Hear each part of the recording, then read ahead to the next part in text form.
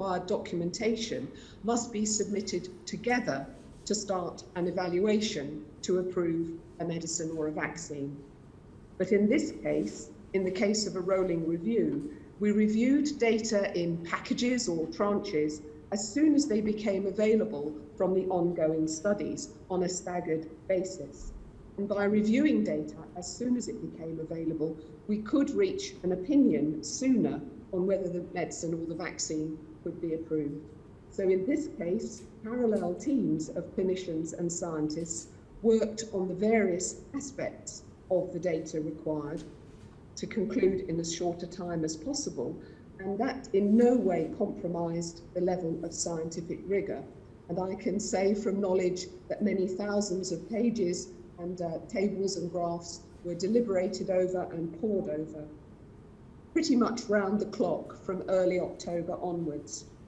And as an extra layer to build confidence in scientific rigor, as well as to strengthen our own analyses, all our data and analyses have been thoroughly reviewed by the government's independent advisory body, the Commission on Human Medicines. And they have all had full access to the data, all the members and chair, and they too have critically reviewed everything, every aspect of safety, of effectiveness and quality in order to give advice to the government. So in summary, Chair, the highest standards of safety, effectiveness and quality have been met.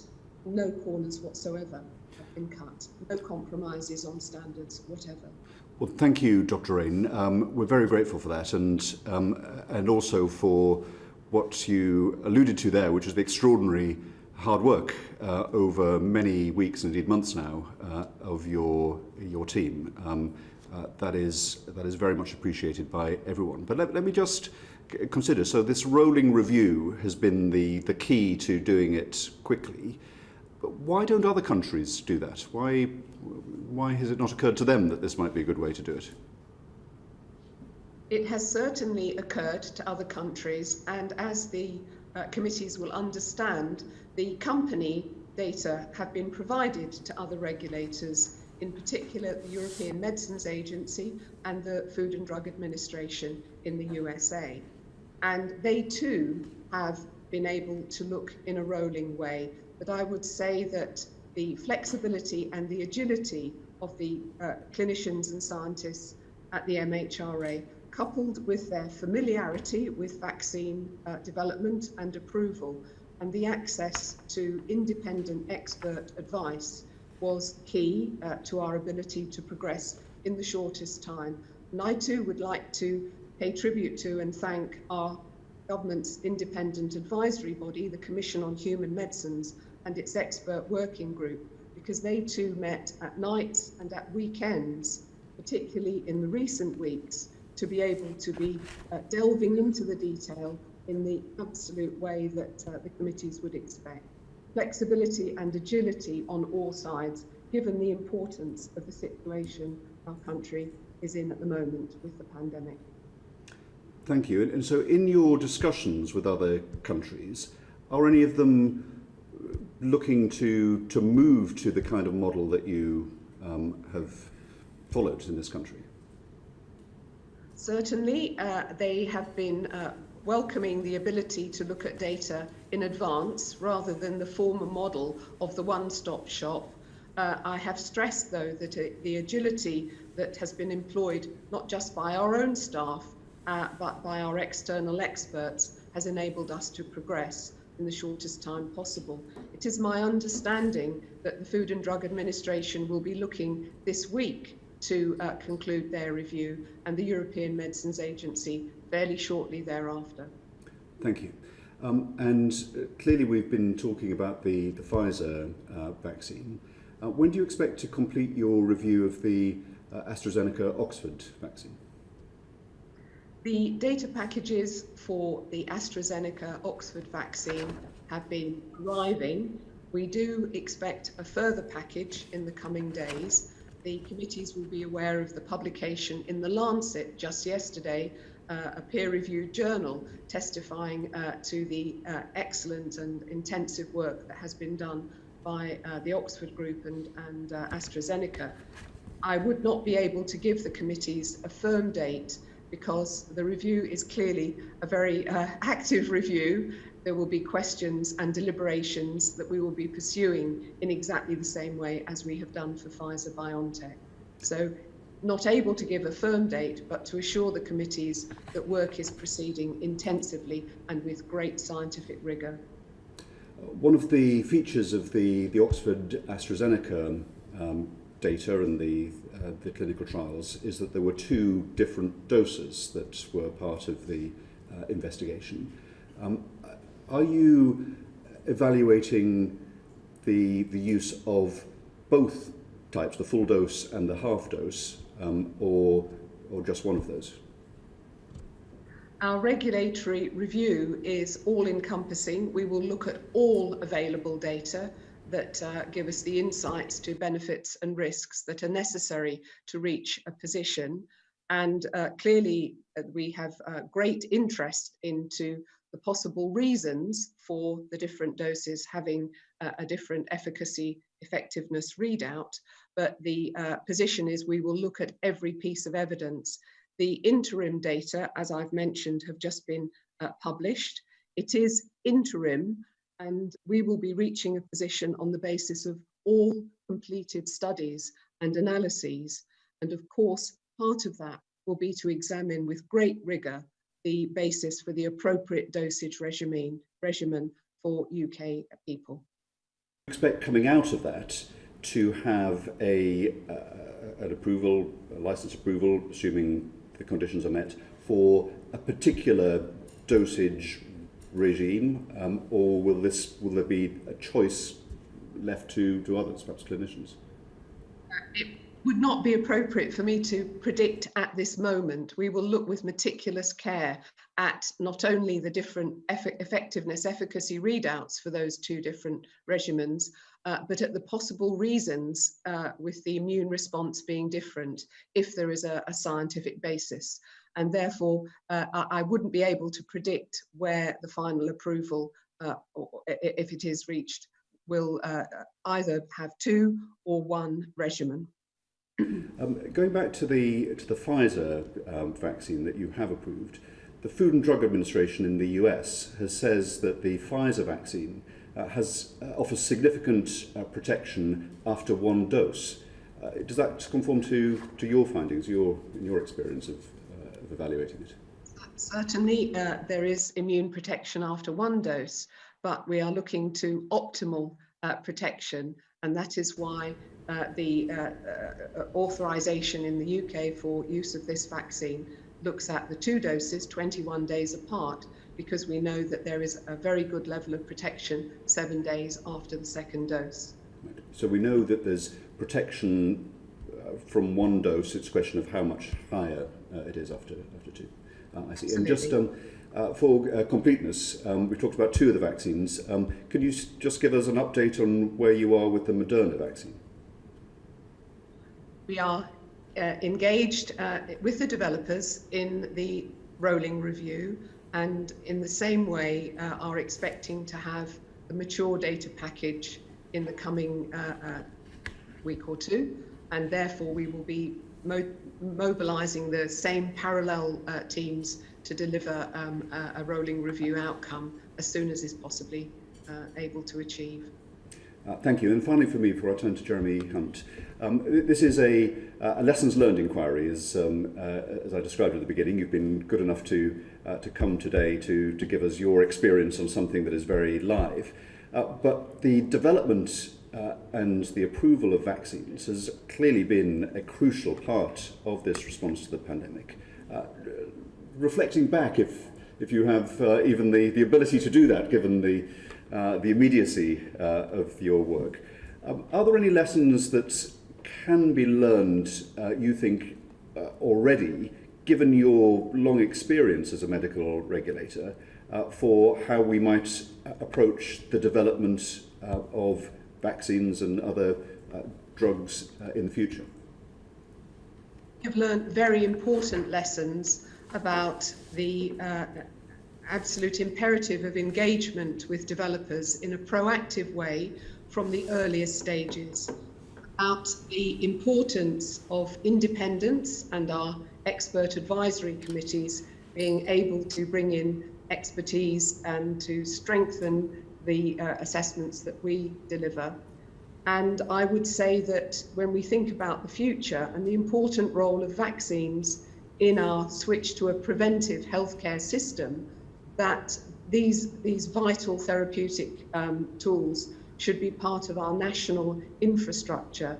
And therefore, at the agency, we look forward greatly to the VMIC, Vaccines Manufacturing Innovation Centre, coming on stream, that our own inspectors and experts in the field have been working to help establish. So very important lessons, and we will build from these for the future to enable the UK to have access to the best therapeutic options, vaccines that are so important to change health and potentially minimise or even eliminate certain infectious diseases.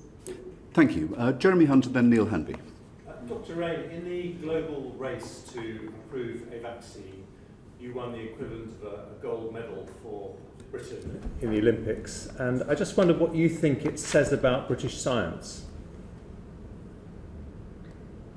It tells us very important things about British science. This country has brilliant scientists, and their ability to move to areas of public health importance has been totally impressive. And I think that when the agency, as we say, is an independent regulator, formerly seen as perhaps a watchdog, should now become an enabler by active engagement in the earlier stages with these brilliant scientists. And where would you say we stand as a country in sort of global rankings when it comes to our science? I would say that we are in the top rankings. I say that with evidence from our COVID response. For example, the ability to show that dexamethasone is the drug which reduces mortality in the serious ill hospitalised patients. That was a gift, if you like, from the UK to the world, and it has saved probably in excess of 1 million lives. The technical expertise, I would allude to the continuous positive airway pressure device called the Ventura, which University College Hospital, together with Mercedes Formula One and our team of medical device specialists, again associated with a reduction in mortality and a reduction in the use of ventilators. So I would say with confidence that UK science is top ranking, and we can provide the evidence for that. Well, many congratulations to you and your team. Just a final question. As you know, in Russia and China, they have been distributing vaccines for some time.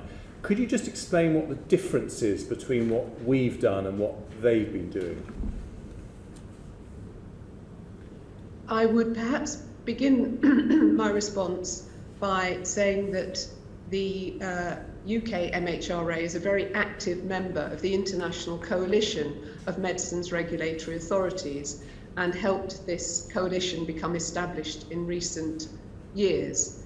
This brings together countries including China and Russia, and therefore provides a forum to try to answer the very important question that you've asked. Clearly around the world, regulatory rules and standards are different, and approaches to early access are different. And although we have established a coalition, it's early days to fully understand how China and Russia have managed to start their particular programs of immunisation. I would, though, say that the standards that we use here in the UK have been established through very robust processes with the International Conference on Harmonisation and close linkage and working with the World Health Organization. And therefore the British public can have confidence in the standards that we adhere to. Thank you. Thank you. Neil Hanby. Thank you, Chair. Good morning, Dr. Raine. I wonder if you would mind just explaining to us, for completeness of the evidence that we're gathering, the importance of the role of the MHRA in allowing medical products and devices to come into use? Our role is to, in a nutshell, enable access, but the evidence that we require is that the benefits outweigh any risks, and therefore we take every care scientifically and in terms of our robust procedures to ensure that these standards are met. We also, at the point of approving, create a plan, a proactive plan to monitor those benefits and risks in clinical use. So our job doesn't stop this week. It started in this new phase yesterday, as soon as people began to receive their COVID-19 vaccine. And if it would help the committee, I can provide more information on the very careful plans we have made for real-time vigilance. So the role is before, during and after, and there is a true end-to-end looking from the scientific laboratory bench through to the patient who yesterday first received the vaccine. And as an illustration to this, I may share with the committees that even last evening, we were looking at 2 case reports of allergic reactions. We know from the very extensive clinical trials that this wasn't a feature, but if we need to strengthen our advice, now that we've had this experience in the vulnerable populations, the groups who've been selected as a priority, we get that advice to the field immediately. Okay, thank you ever so much. Looking at that from a slightly different angle, what would your comments be about the use of a treatment or a device for a purpose that it was not licensed by MHRA for? How would you view the promotion of such as I say, a treatment or device that hasn't been approved by MHRA? The law permits a healthcare professional to use a treatment or a medicine if they consider it in the best interests of their patient, with full information to the patient. Promotion means something rather specific to us, and there is no ability to advertise a medicine which hasn't been approved. The committees may know that we took careful steps before the particular approval this week to make sure that the availability of a COVID-19 vaccine through our temporary authorization of supply in the pandemic could be particularly the subject of appropriate promotion. And if so, in my experience, certainly unlicensed products have been used, but in that circumstance, what kind of information would you expect to be passed to the person who was subject to the use of that product before an unlicensed product was used for the purposes that are unlicensed? May I first stress that the COVID-19 vaccine, which has been subject of temporary authorization, has met full standards. I'm sorry, I should be clear. I'm not talking about the vaccine, I'm talking about general principles. In general terms, the expectation would be that the healthcare professional would share full information with the person who they judged met the need to be met by an unlicensed product, and that they would take full responsibility to monitor safety. They would record that conversation and the necessary point that the person would be aware that it hadn't been licensed for that particular use. There is good advice, and we have provided that advice to healthcare professionals around this issue, particularly so that there isn't a barrier, but the obligations are very clear for best practice. And I would expect the healthcare professional to be clear that what they were advising was something that any member of their profession would be able to say is evidence in terms of their experience. Thank you very much. If I make one very final point, Chair. Very quickly, Neil. In terms of gathering evidence on that product, which may be done. Would you expect that evidence to be gathered using a specific protocol, a research protocol?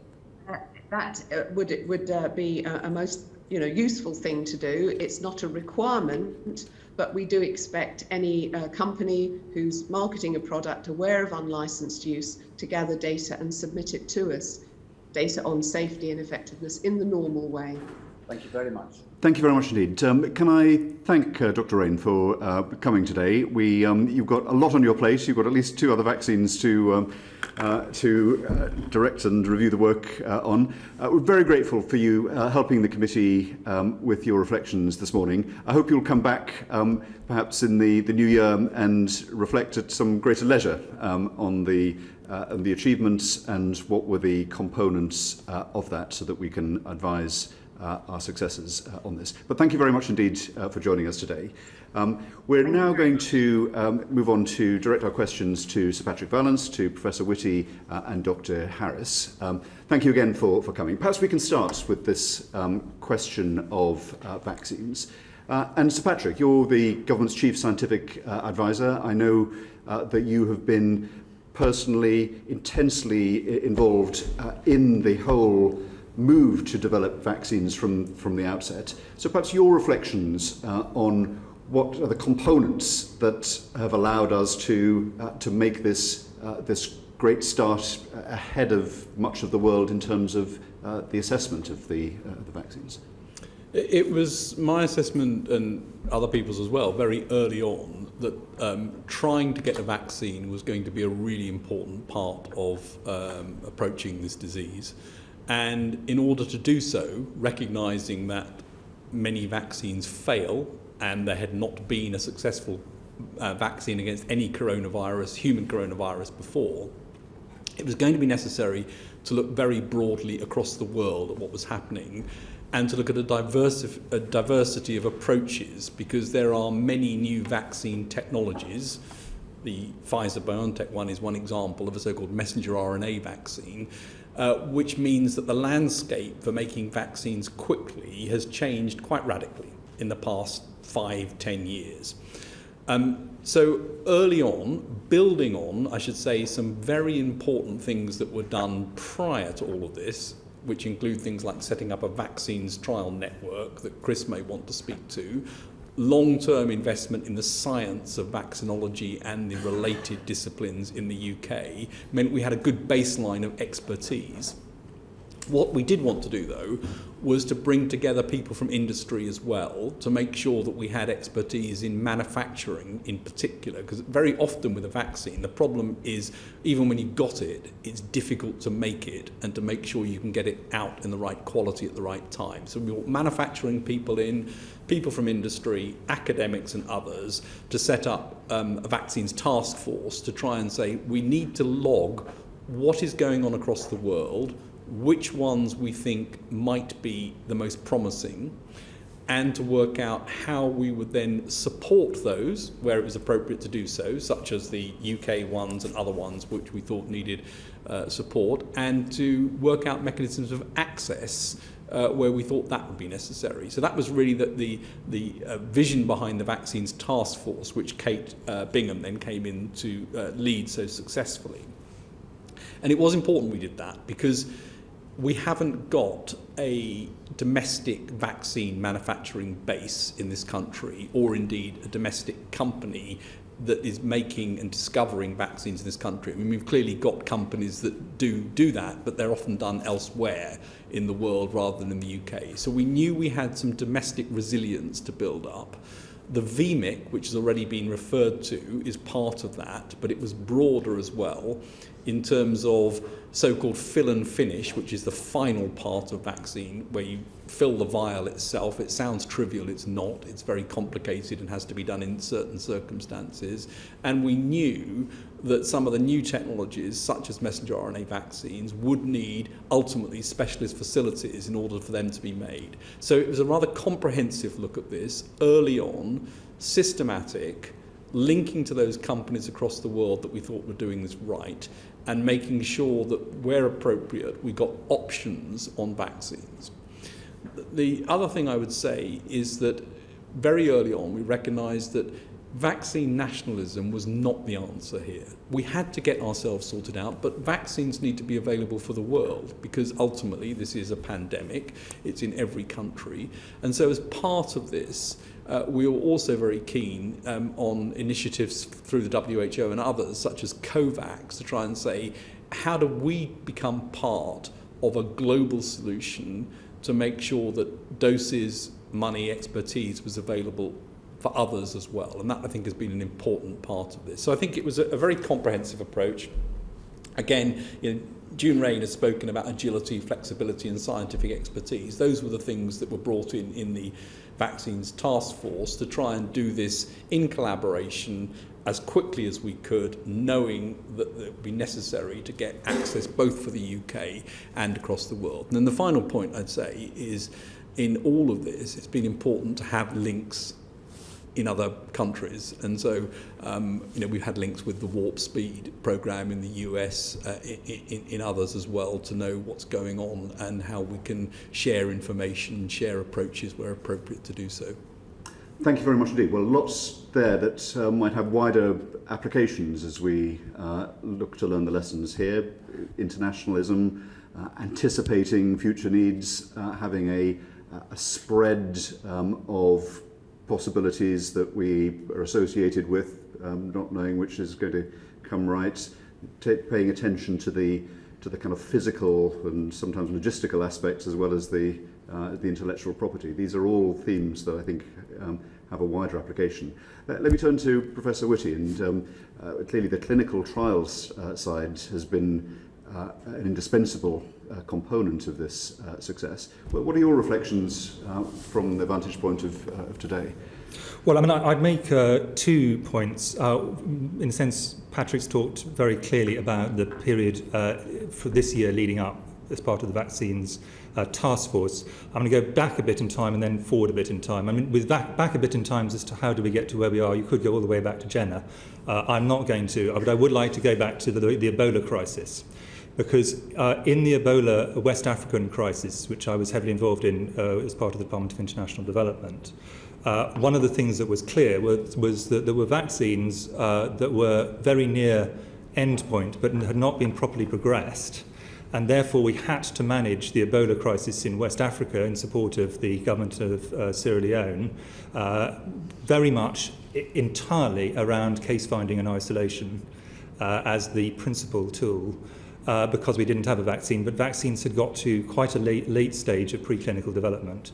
And what we realised is we needed to be able to accelerate vaccines through. And so although, absolutely to pick up Patrick's point, science is an international discipline. It is not we all have to do our parts, but it is an international discipline.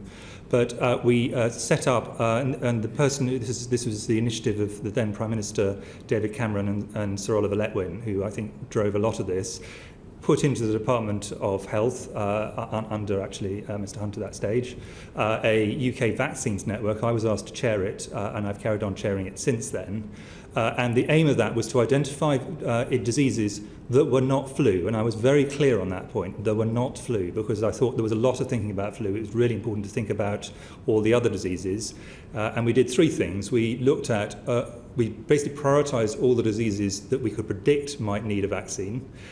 Obviously, number 1 was disease X. We haven't yet got it, and that is indeed what we got at the moment.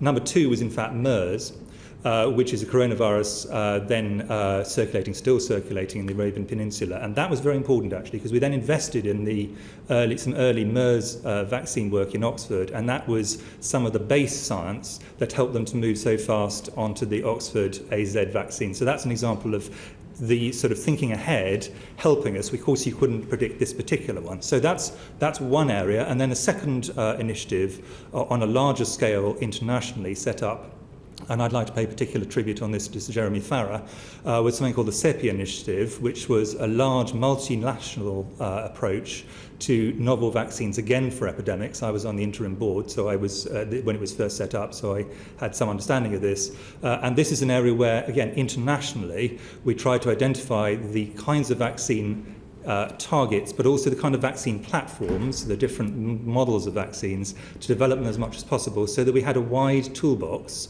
for when something happened. And these kinds of precursor activities, plus a huge amount of basic and translational science, allowed us to advance. And then when it came to the trials in the UK, we were able to use the National Institute for Health Research, NIHR, clinical trials network, which allowed us to do trials in multiple sites very fast. And that was both helped us with drugs, and the drug things we've done. The UK's response on clinical trials for therapeutics has been extraordinary in international terms, and for vaccines have again used this pre-existing system. And then if I can skip forward to forward-looking, Dr. Raine talked about identifying things once a vaccine is in use. The initial process, very importantly, picks up common side effects. That's what the big phase 2 and then subsequently, if they're safe, phase 3 clinical trials allow to happen. But extremely rare but important issues, inevitably you accrue more information over time. And the NHS, through to the MHRA, is in a very good position to make sure that we can pick things up quickly, identifying them, communicate them widely, ensure that we improve practice. So there's a backward-looking bit and a forward-looking bit for these vaccines, and they all depend on pre-existing systems. Thank you. That's very helpful, very comprehensive. Just finally for me on this, we've been thinking about the structures of scientific advice in government throughout the pandemic. Was SAGE part of the response in terms of developing vaccines, or was it outside the SAGE structure? Are you talking about in this pandemic? Well, one it wasn't. Patrick was the main chair. Patrick, and I can add. I mean, it's not really a SAGE issue in that way. So the SAGE would have a view on vaccines from some of the experts around the room, but this was about getting things set up, operationalised, getting the science into practice, which is different from the sort of science advice that comes through SAGE.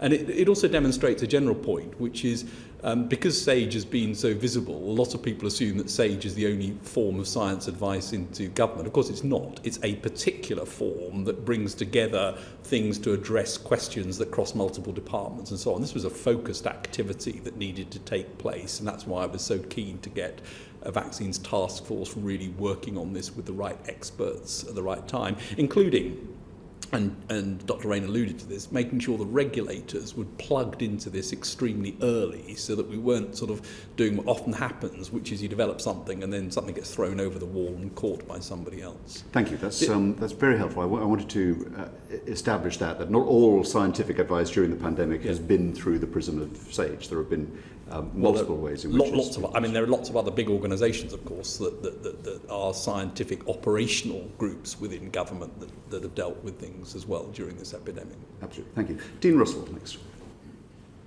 Thank you, Chair, and may I also say how fantastic it is about the news with vaccine, and thank you for all the work you've both been doing to drive that forward.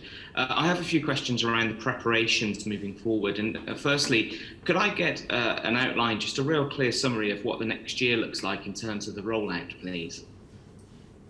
Who's that to, Dean? Patrick Vallance. Sir Patrick. Rollout of vaccines. As in terms of, how we're going to get it to the right people at the right time. Obviously, there's a rollout in terms of vulnerability, but who's going to be doing those vaccines, especially, we're going to have to, there's several million people are going to have vaccines. Is that going to be GPs? Is it going to be hospitals? Who's going to be administering them? I'd just like to get an overview of what that will look like. So I think Sir Patrick is going to tell me that this is an NHS matter, and therefore the Chief Medical Officer is probably best placed to answer this. Okay. Professor Whitty.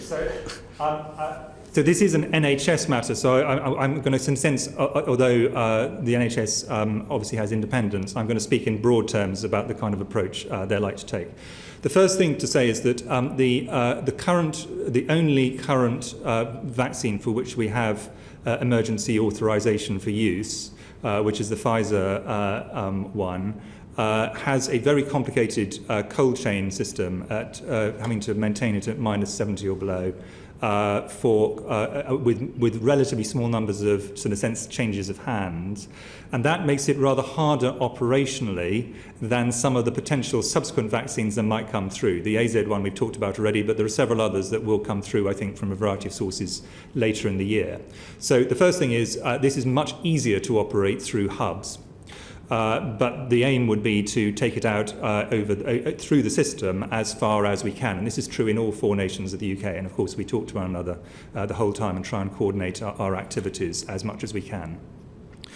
When we start off with vaccines, I'm always very keen, as with any other drug, is you want to take things a little bit more carefully to begin with, just so you get to know how these things work. So, for example, Dr. Raine talked about the fact that we were discussing 2 early cases of things. I mean, she and I were discussing this at 11:30 last night, just to make sure. And you start off, in a sense, doing it in centres where actually you've got all the equipment and everything, and then as you're comfortable with them, you feel you understand them, you move them out, and that's part of the kind of standard where you'd think about safety of things. But the aim would be to roll out this vaccine and then any others that get a licence and are effective and safe.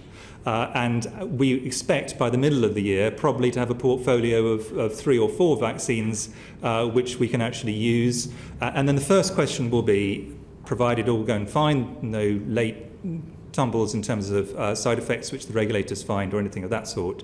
The second question will be, the first question is, who do we do it? And the Joint Committee on Vaccination and Immunisation, JCVI, has done a prioritisation list, starting with the most vulnerable and those who look after the most vulnerable as a way of protecting those. So care homes, then people over 80, then people over 70, plus care workers and healthcare workers, and so on, down a list all the way down to people over 50. And we just go down in stages because this disease is one that is very predictably much more dangerous for older people and people with pre-existing health conditions than others. Once we've gone through that first list, which takes us down to roughly 20 million people, then there's going to be some wider choices to make about how do we go from there on. And those will be important ethical and political choices as well as clinical choices. But the first choices are, in a sense, make themselves because they're the people who are the most at risk. And then the final question, and then I'm happy to obviously expand on any of these, is do we need to revaccinate people, and if so, when? We don't know how long we know that these are very good vaccines to provide short to medium term protection. We don't know how long that lasts. It might last for a very long time. It might last for 9 months. I think it's more likely to be somewhere between those two. And in that case, we may have to have a situation where we have to be in a position to revaccinate, particularly people who are the most vulnerable. So I think all of these we'll have to think about as the information comes out on length of effect, efficacy, safety, and so on, and which vaccines best suit which people. Thank you. Dean, quick follow-up? So I was going to ask that, actually, which was, are we going to look at an annual vaccination programme, which, by the sounds of it, is potentially the case. But in terms of a good rate of vaccination, if we're having this same select committee in a year's time, what would be a good result for you in terms of the percentage of the population being vaccinated? Well, in terms of so to answer your first question, whether we need to revaccinate and how often, we don't know. And there are broadly 2 reasons to revaccinate, one of which is the immune system wanes. So the same vaccine used repeatedly, but you still have to revaccinate. The other is the genetic thing that you're targeting the vaccine against shifts. The infection evolves around the vaccine. This is what happens with flu. Then you have to reformulate the vaccine and then use a slightly different vaccine to deal with the new version. So those are the 2 situations you might need to do it. In terms of what looks like a good response, absolutely the first priority is to provide protection for the people who are most likely to come to severe ill health, potentially die, certainly could end up in hospital with severe problems. And those are predictable based on the numbers. But some people who are younger, who are not predictable, will still get very severely ill with this infection. So we would want to go down further than that, but start off with the most vulnerable. But that's all about protecting the individual who has the vaccine. There's then a second question to which we do not yet know the answer, which is, do these vaccines, if you vaccinate someone, does that mean that you protect the people they meet? Is this a transmission-preventing vaccine? And we don't yet know that. Now, my expectation is that it will be to some extent, but whether it's a small amount or whether it's a large amount is not yet clear. If it's something which only provides individual protection, some vaccines do only provide individual protection. Tetanus vaccine, for example, only protects the person who's vaccinated, protects no one else at all. So in that case, you're really trying to make sure it's the most vulnerable. If, on the other hand, it's something which protects everyone around you, then it is strongly in the interests of everybody that as many other people are vaccinated, because then it means that people where the vaccine isn't working, where they can't take it, where they've chosen not to take it, they are also protected by the fact that people around them have immunity and therefore are not going to transmit disease to them. But we don't know that yet, and I think it would be a mistake for us yet to say we're going to try and achieve this kind of population immunity, because we're not confident yet whether that is something which is biologically possible. I think it's likely, but it's not definite. Thank you. So with that being the case then, very can I just briefly, ask with regards, because the thing that everybody's looking at for the vaccine is around when we're going to come out of lockdown. I think that's the light at the end of the tunnel. At what point, if it's the case that the vaccine only protects the individual and not others from transmission, at what point does SAGE recommend actually lockdowns are no longer needed? Has there been conversations on that point yet? Well, I'll give a view, and then Patrick will want to give a view. But my view on this is what the vaccine will do for sure, even if it has no onward protection advantage at all, and I think that's unlikely. I think it will probably reduce transmission, but let's assume it doesn't. But what it will do is incrementally, it'll first reduce the mortality rate very substantially, because the mortality is very heavily skewed towards older people. So once you get through that, it'll really substantially reduce it, and then it'll start to reduce the number of people who go into hospital and have severe disease very substantially. And at a certain point, society, through political leaders, through ministers, elected ministers, and through Parliament, will say this level of risk is a level of risk that we think it is appropriate to tolerate, just as we accept that in an average year, 7,000 people a year die of flu, and in a bad flu year, 20,000 people die of flu. That's just, we accept that as that is what happens biologically. And at a certain point, you say, actually, the risk is now low enough that we can largely do away with certainly the most onerous things that we have to deal with.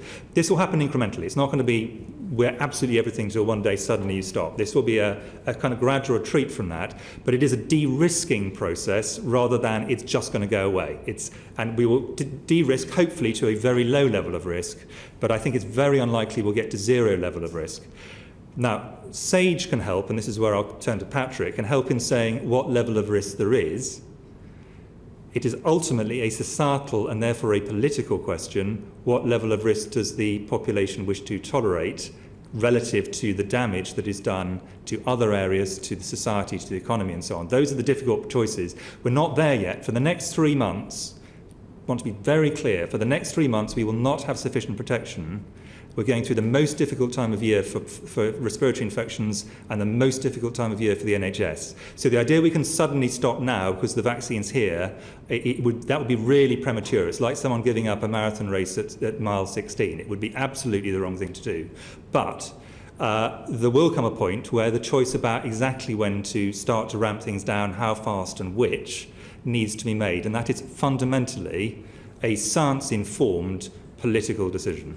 So Patrick, briefly, anything to add to that? I agree. It's a science-informed political decision, and what we're looking at is exactly that sort of question as to, depending on the effects of the vaccine on transmission, which we don't know yet, as Chris has said, you would have different models as to what that would mean in terms of the degree of immunity across the population you will end up with that will be relevant to keeping suppression of transmission versus protecting those who are most vulnerable. So priority number one has to be protect those who are most vulnerable. You can see the effects of that.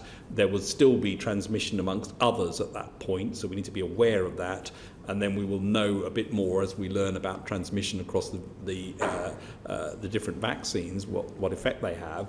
But ultimately then there are some decisions to be made about how much risk society wishes to take with that. Is there, assuming that there, perhaps pessimistically, that there isn't a prevention of transmission, it's protection of the individual, what would be a kind of reasonable threshold proportion of people vaccinated for that conversation to start as to removing the social distancing measures? I think this is ultimately a political question, but I would certainly think it would be I think very few people would recommend having starting to really remove things when during a high-risk period of the year, which the winter always will be for respiratory infections, until you got that initial, the tiers which the JCVI has laid out covered, because those are the ones who are by far the most likely to die, and they're the ones who are by far the most likely to end up in the NHS. That does leave a lot of people who could, for example, have all the syndrome of things that are currently called long COVID. There are a variety of other medical things. It's not that will get rid of the problem completely. Once you got to that stage, I think a conversation about now what do we want to do next becomes a really important conversation. Of course, you can have the conversation in advance of that, but I think most people would want to see that level of protection happening. And if you only were to vaccinate those 20 million people, the numbers are rough, but for the sake of argument, you're still going to have a lot of people who are susceptible. So that will not produce population immunity, even if it prevents transmission. So what that will do is substantially reduce mortality, significantly reduce the impact on the NHS, but it will still leave a lot of people who could become ill with this and could, in some cases, have serious outcomes. Absolutely. As we talked about before in this committee, the concern for the NHS being overwhelmed has been an important driver. Once we get to that point, then you can have that conversation as to the balance of harms and advantages of a different regime. Yeah, but I would go back to my point that I consider that to be a question for ministers and elected politicians on behalf of society. We can inform them with saying, if you do this, this is what will happen, we think, and if you do this, this is what will happen. But that is a societal choice. I don't think medics or scientists should make that final decision. That's very clear. Thank you very much. Rosie Cooper. Thank you, Mr. Chairman. To Professor Whitty, we know that the UK secured access to several vaccines. Are there implications to having those different vaccines in circulation? And how would we determine who gets what? And will the population have a choice? I would want a choice. And would it depress vaccination rates if people aren't allowed to choose? Well, I think getting to a situation where we have enough vaccines that you have a choice which one you wish will be a very nice problem for us to have. It is not the problem we have at the moment, and it is not the problem we're going to have for the next 4 months. So the choice, when it gets to my stage of it's my turn to be vaccinated, and I'm nowhere near the top end of the tiers, so it won't be for a while, and I will absolutely have the vaccine at the point when it is appropriate for me to do so. I will be given a choice, probably, between either having no vaccine or the vaccine that is available for me at that stage, and I'll be very happy with that. If the choice is between no vaccine and a good vaccine, I'm going to choose to have a good vaccine. I don't really have a strong view as to which good vaccine I have, provided it is safe and effective, which is what the whole process that Dr. Raine was talking about at the beginning, and then the subsequent post-authorization surveillance is all there to do. Now, it may be we get to a situation in the autumn where there are more than one vaccines, but a lot of this will be to do with the particular properties of the vaccine, exactly how it works, what the side effects are. There are so many things we currently don't know, and there may be particular people for which particular vaccines are better or worse medically, just as there are for many medical drugs. If you want to bring down someone's blood pressure, there's a choice of about 30 drugs you could use. At some of them, it's basically you just toss a coin, and some of them, it's clear that particular people are going to benefit from particular drugs. That may well be the true here. But I want to go back to my first point. That will be a nice problem to have. Currently, if the choice is between a good vaccine and no vaccine, I'm going to just go for whichever good vaccine is available. Thank you. Rosie? Thank you. Professor Whitty, you've just indicated that you were likely to have the choice for about 4 months. And later on in your answer, you mentioned the autumn. So if there isn't approval for the Oxford vaccine soon, will there be an interruption of supply? We've ordered 40 million doses of the Pfizer vaccine. What is the supply schedule? And especially the Oxford vaccine, when it comes on stream, we don't currently have evidence of its efficacy in the over 55s.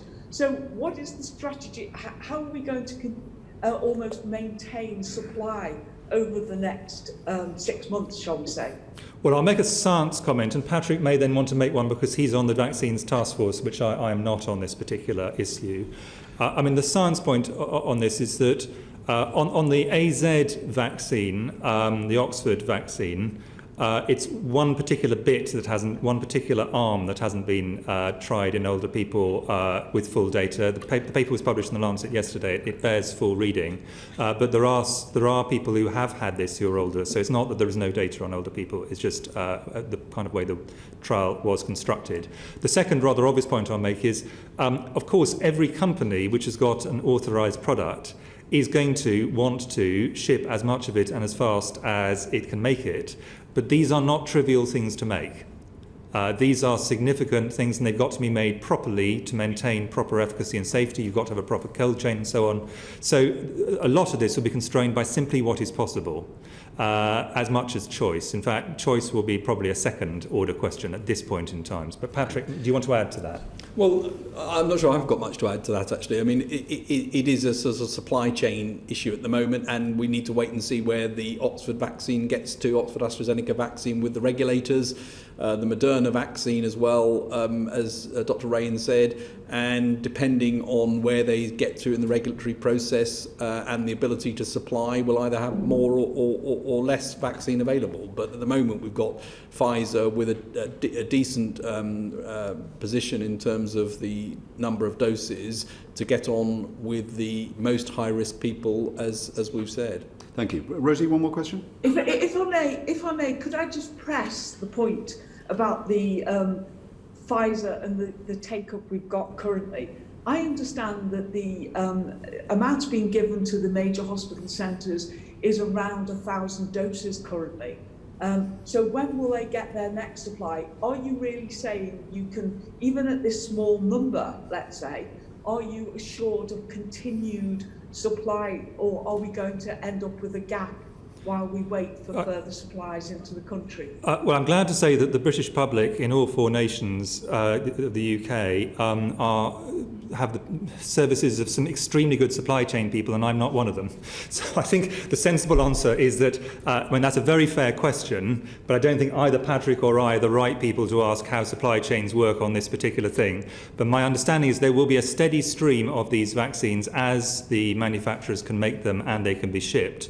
And we anticipate that being able to move steadily ramp up over the coming months. But we will, in the great majority, as people have been saying several times over the last several days, of people vaccinated will be in January, February and March of next year, not this side of Christmas. And I think we should be really clear about, even if the AZ Oxford vaccine is authorised for use by the regulator, by MHRA, we're still looking towards next year, 2021, before we have significant amounts of supply of those two vaccines. Thank you very much indeed. Now, we've got a lot of ground to cover. We want to turn to the subject of treatments.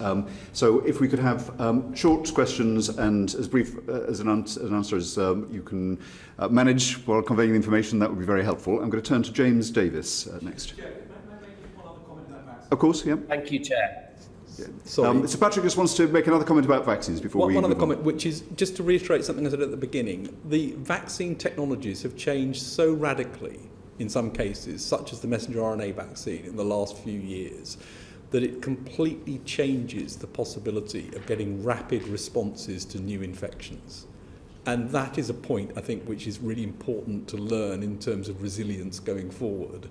You can go from the genetic sequence of the bug to the potential vaccine candidate in a very short period of time.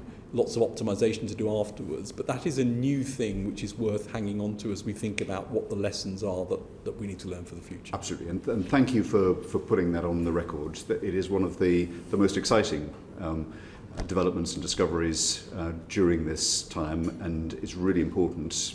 We're determined that the committee should highlight these lessons that can be applied, hopefully immediately, for future use. Thank you. So, Dr. James Davis. Yes, thank you, Chair. Professor Whitty, some moments ago you referred to the UK's response in terms of the development of therapeutics as being extraordinary. but I wondered what your view was as to how that could be improved further still, looking forward to future pandemics. Thank you. Well, I think let me just say why I think it was extraordinary, because I think it is important that we celebrate the things that have gone well before saying where I think we could improve further. I mean, the numbers in terms of people who are in studies in the UK are quite extraordinary. So yesterday, just to take an example, yesterday the recovery trial, which is the largest trial of therapeutics, reached 20,000 people, UK citizens who'd volunteered to be part of this. Other trials are also ongoing. We currently have 90,000 people under trial, and in total, over 640,000 people are taking part in studies of COVID of some sort or another in the UK. That is an absolutely extraordinary achievement, and it builds on a combination of things: the very strong foundations of the NHS, the very strong funders we have, the National Institute for Health Research, NIHR, which I run, the Medical Research Council, which is in UKRI, and the Wellcome Trust, among others, but there are also the medical research charities, so there's a good funding base, outstanding academic centres throughout the system, and very importantly, a very strong ethics and regulatory system, the HRA, the Health Research Authority, which looks at the ethics before things happen, and the MHRA, which regulates trials in particular. If you don't have those building blocks, it's very difficult to do this. So the fact we've been able to respond so quickly has a lot of building blocks. But the biggest reason is that UK citizens have been extremely generous with their time and prepared to take the slight risk of going into a clinical trial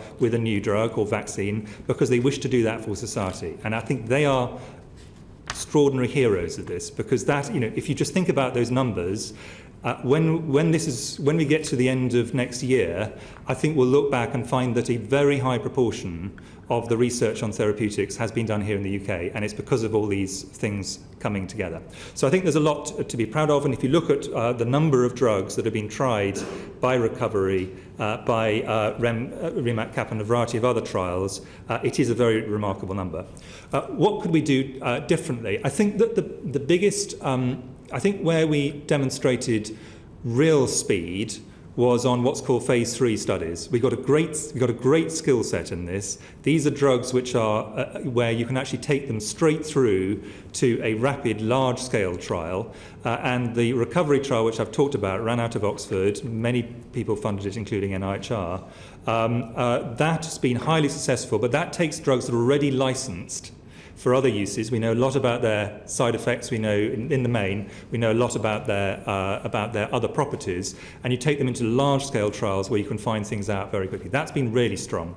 I think we have been slightly less strong on what's called phase 2 studies, which is an earlier stage of development, and there I think the key thing is to identify which drugs it is you need that work. And the difficulty here, and what we did fairly ruthlessly, because we had to, was there was only a certain number of people who can go into trials, and we set up at the beginning of this a system for urgent research priorities where we prioritised only a very, very small number of studies and said those are the only ones that can actually happen with full support from the whole system. And that was because what we were really worried about, and what has happened actually in many other countries, was that people would launch 300 trials, no one of which would reach its endpoint because they were all too small.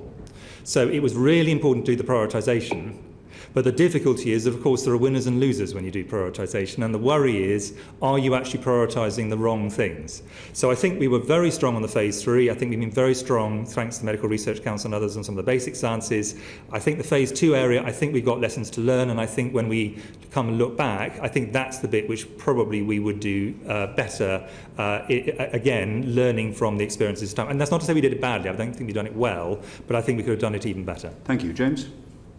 Thank you very much. So earlier in the inquiry, it was alleged that there'd been poor investment in platforms for developing new treatments, both in this country and worldwide. Would you agree with that comment? I think probably Sir Patrick, who's got a full industry experience in this, is the best person to answer. I can add to anything he says. Well, I think we've covered it for vaccines, that there is an issue about manufacturing capability and capacity in the UK, which is being addressed. So that is, I think, something that needs looking at. For therapeutics, as Chris has said, for existing medicines to be tried for a new disease in phase 3, I think the infrastructure worked really well. And I think that's so important, because if you look around the world, there's been pressure in all sorts of countries to say such and such a drug looks exciting, we should give it to everybody. And we saw that with chloroquine and various other examples. You can't understand what works from just looking at a small study. You need to test things in a big study. And that, I think, is what's been so important to end up with both the positive and the negative results. So clinical trial infrastructure, I think, has been well funded, well supported, and actually worked well. I think if you move on to the question of new drugs, we've clearly got 2 major pharmaceutical companies in this country, and lots of smaller ones as well. New drugs take much longer to come through, so I only expect to start seeing sort of really brand new targeted drugs for COVID to start getting into clinical trials, possibly this year we might see some. And that's really in the hands largely of the big companies and the small companies to do that. And there I think the UK actually has got quite a good position, and we'll see what happens in terms of the drugs they may come up with. I will pick on one specific example though. Very early on, it was possible that so-called neutralizing antibodies could be beneficial. Those are antibodies which have been made in the laboratory that neutralize the virus, essentially mimicking what a vaccine does, but doing it by giving the antibody itself.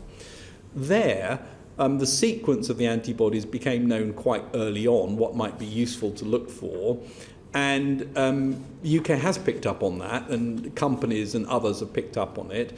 We do have, again, I think, a deficit in the ability to manufacture these things at scale. And so I think that's an area, again, that needs looking at. The ability to manufacture antibody production is where something's go for. And then the final point is people often say, well, can't you just have lots of drugs ready to go that you screen and you hope that you're going to pick the right one at the beginning? I mean, people always do that in a pandemic. We did it for Ebola, we did it for all sorts of things. It's worth doing, but it's got a low success rate in terms of pickup.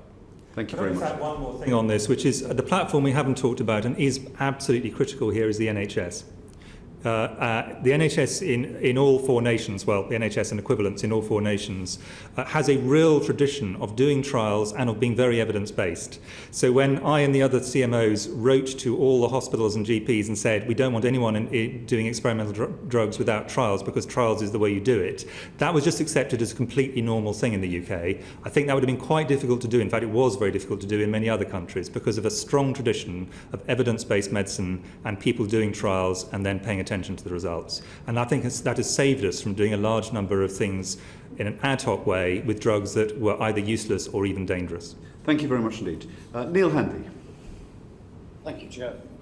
I think it would be fair to say that everyone heaved a huge sigh of relief when the vaccines came on stream and started to be administered yesterday. But we have quite a bit of a journey to go from where we are now until we have sufficient safe levels of immunity. And I want to return to testing and the science of lateral flow testing. We know that the Innova test is not licensed by the MHRA for asymptomatic use, although the Liverpool study did do that. And we also know, as widely reported, that the sensitivity or accuracy of those tests is disputed, and there is a growing chorus in the scientific community raising concerns about that.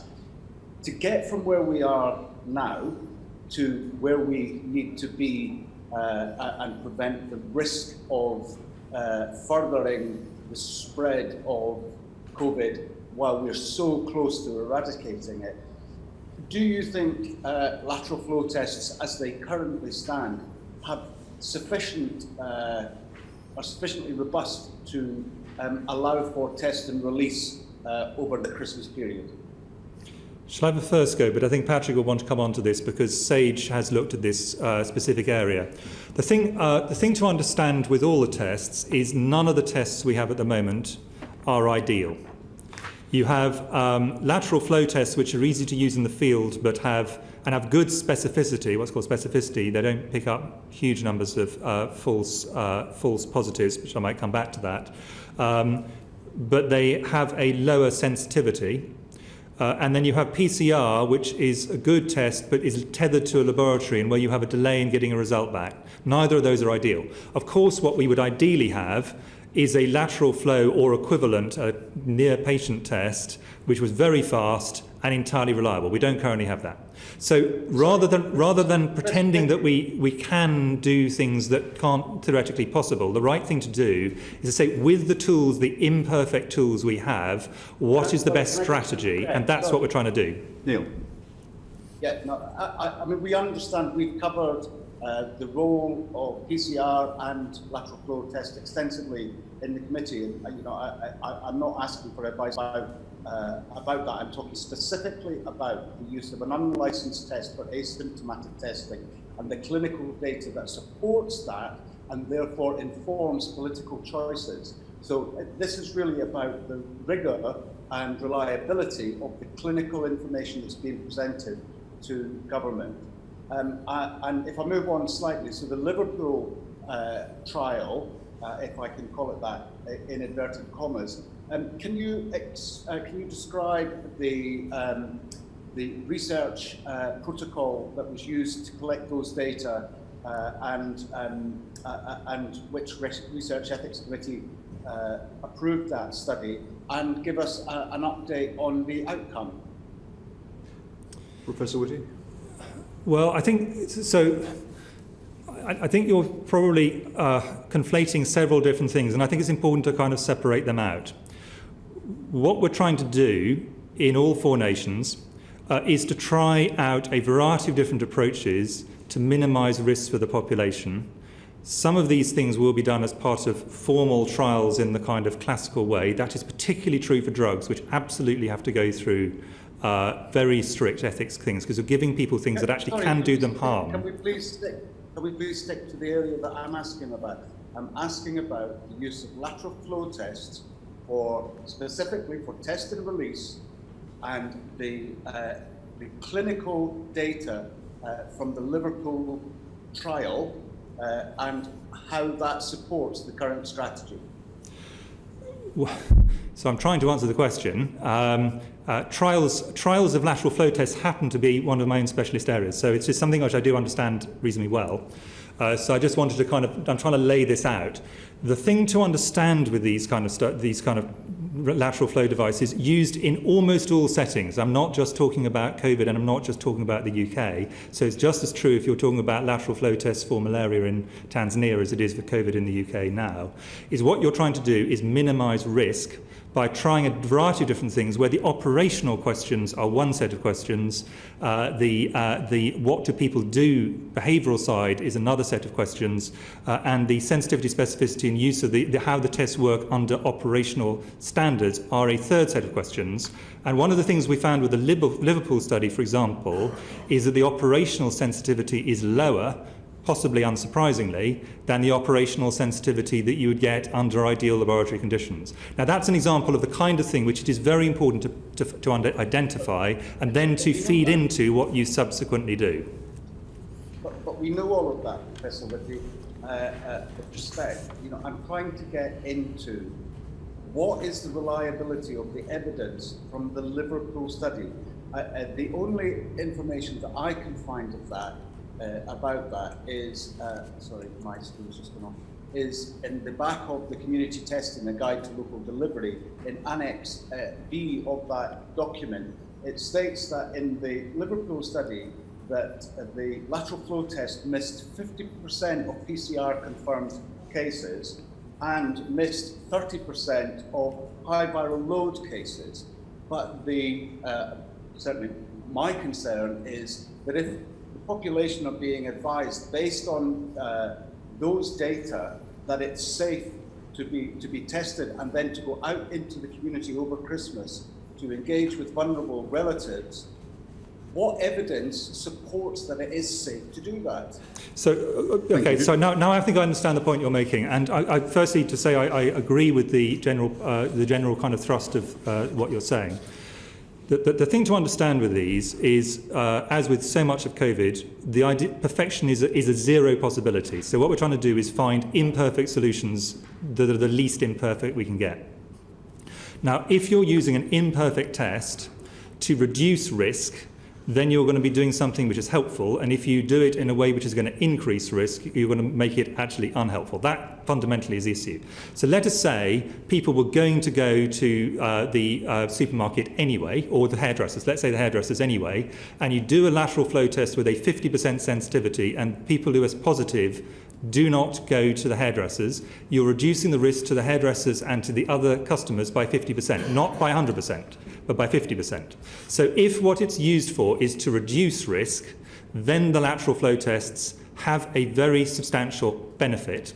If, on the other hand, what they do is they're used to increase risk, then obviously that is, so people start doing things they otherwise wouldn't have done in a very risky way. They start using this to do things in a risky way, then it becomes a lot more complicated. And that's really what a lot of this is about, is trying to work out under what situations will it reduce risk, under what situations will it increase risk, and basically where does it make almost no difference. And all three happen.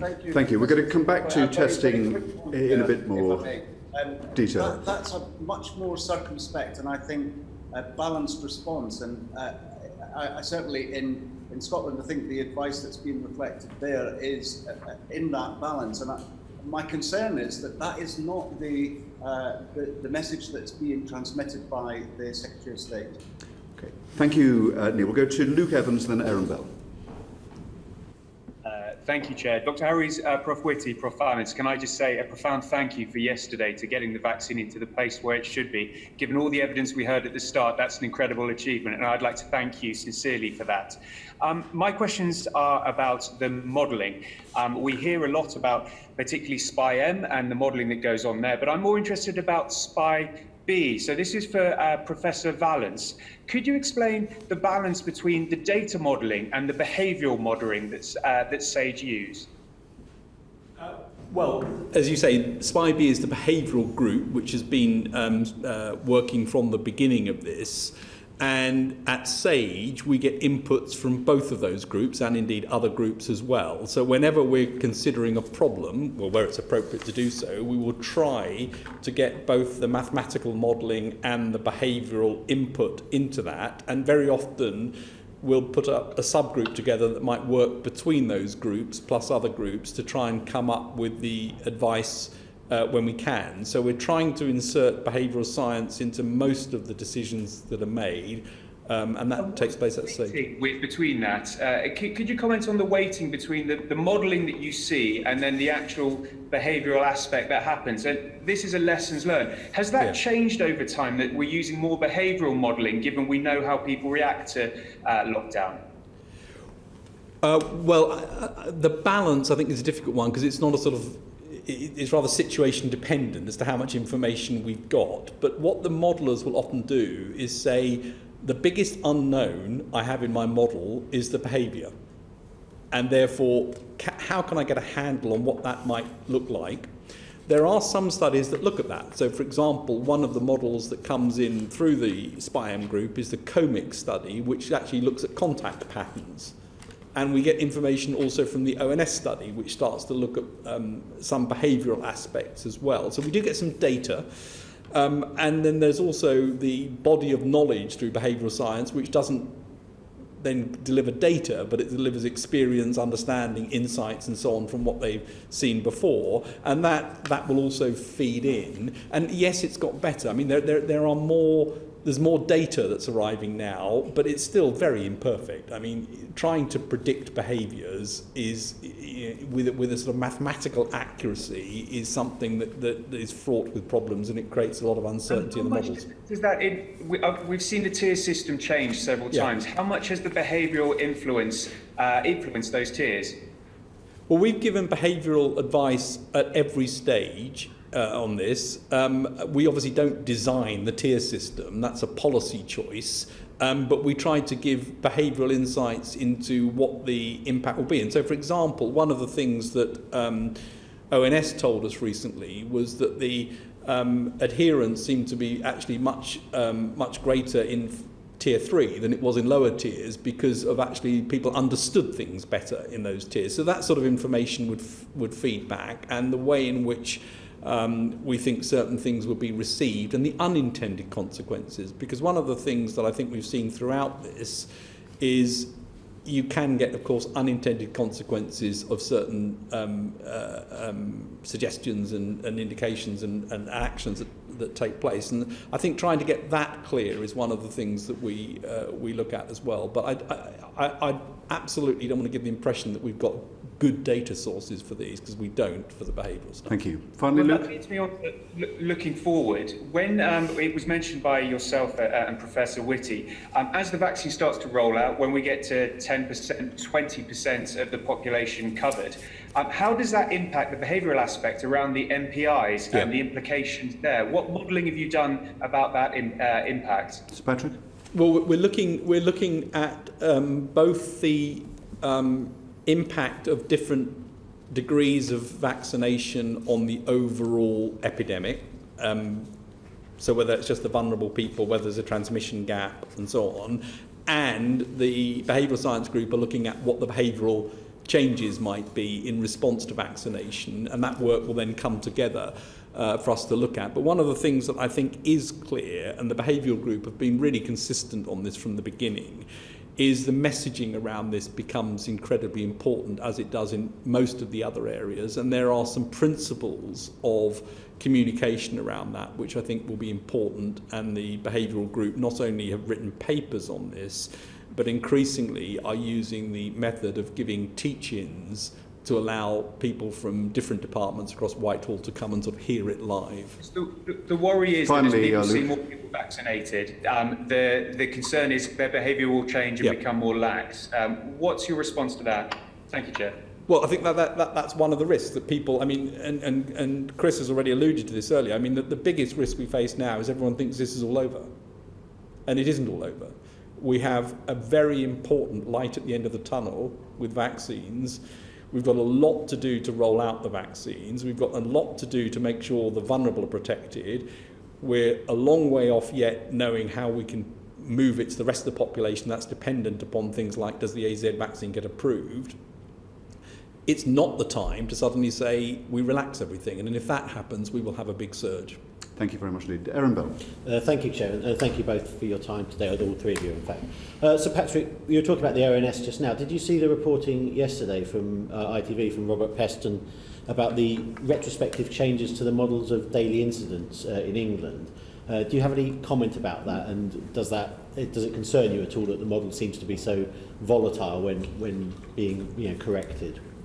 Well, I think the ONS issued a rebuttal and explained what was going on there.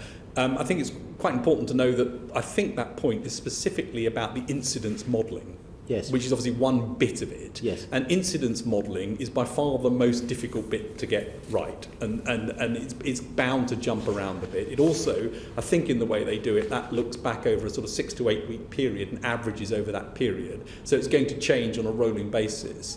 Much more important are the data on the percentage positive and the number positive that they get in that study, to be able to look at the prevalence data, and that's the reliable bit that we want to look at. And the data were clearly showing, for example, at the point that intervention was speaking to, that levels were going up at that time, numbers were going up. So the incidence modelling, I mean, modelling is always modelling, and we try to look at data where we can rather than just the model. Yes, I mean, yes, of course. Which is the bit where Mr. Peston, I think, got a little bit confused, if I'm honest, is implying that it was just the ONS data which was driving all the decisions in government. That is completely a misunderstanding of it, and I would like to just correct that.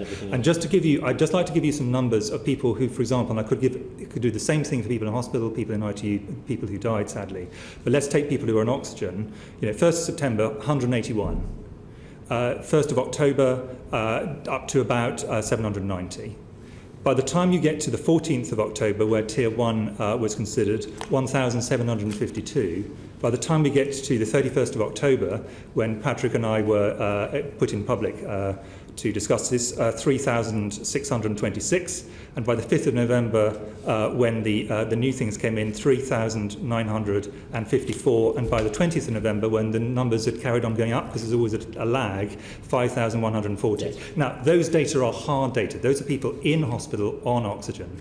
So I think it's very important that people don't just think it's all theoretical modelling. No. I think a lot of this, and certainly from my perspective, my advice has been based as far as I possibly can on hard data of this is what is happening to patients, this is what is happening in the population. You know, these are not modelled, these are real people in a bed unwell. And yes. We really do need, I think, to understand there's lots of different bits of information come to. Thank you. I just wanted to get that on the record because it's obviously out there. Yeah. If I can just add one other thing, if I may. The other way to look at this is in August, COVID was the 24th commonest cause of death in the UK. In September, it was the 19th commonest cause, and in October, it was the 3rd commonest cause. Right. Looking at the tiers and the second lockdown, firstly, did we have enough information about how well the previous tiers were working? You've both obviously spoken since about the need to strengthen those tiers, and specifically around hospitality, because there's been an awful lot raised about that. Have we properly modelled the changes that the hospitality industry made in the period between the initial outbreak and over the summer to become COVID secure? Were those modelled appropriately when we then considered what we did with the different tiers, both pre-second lockdown and the tiers we're currently with? Sir Patrick? I do not think we have got very good models on exactly the impact of different environments and different locations. I mean, I don't think anyone has. So if you look at the data around hospitality, what you have is a series of environmental factors, such as the fact people can't wear masks. By definition, you're meeting with lots of people who you wouldn't normally mix with. You're in an indoor environment. In some cases, ventilation may not be adequate and so on. So you've got the environmental factors. The second area is that when you look at case control studies, and they're not very strong, but they do suggest that there is an increased risk in those settings. Much stronger if you look at occupational risk, where you can clearly see there's a risk to those who work in hospitality, again suggesting that there's a risk there in that particular sector. And then if you look at outbreak data from across the world, and you see events from specific hospitality environments where you see super spreading events and outbreaks. So there's a range of data. It's just not possible to model all of that with any degree of accuracy and say what differences is there now from Sure, but you say the data from across the world, but we put in specific, the Public Health England put specific COVID secure guidance for restaurants and other hospitality venues to follow.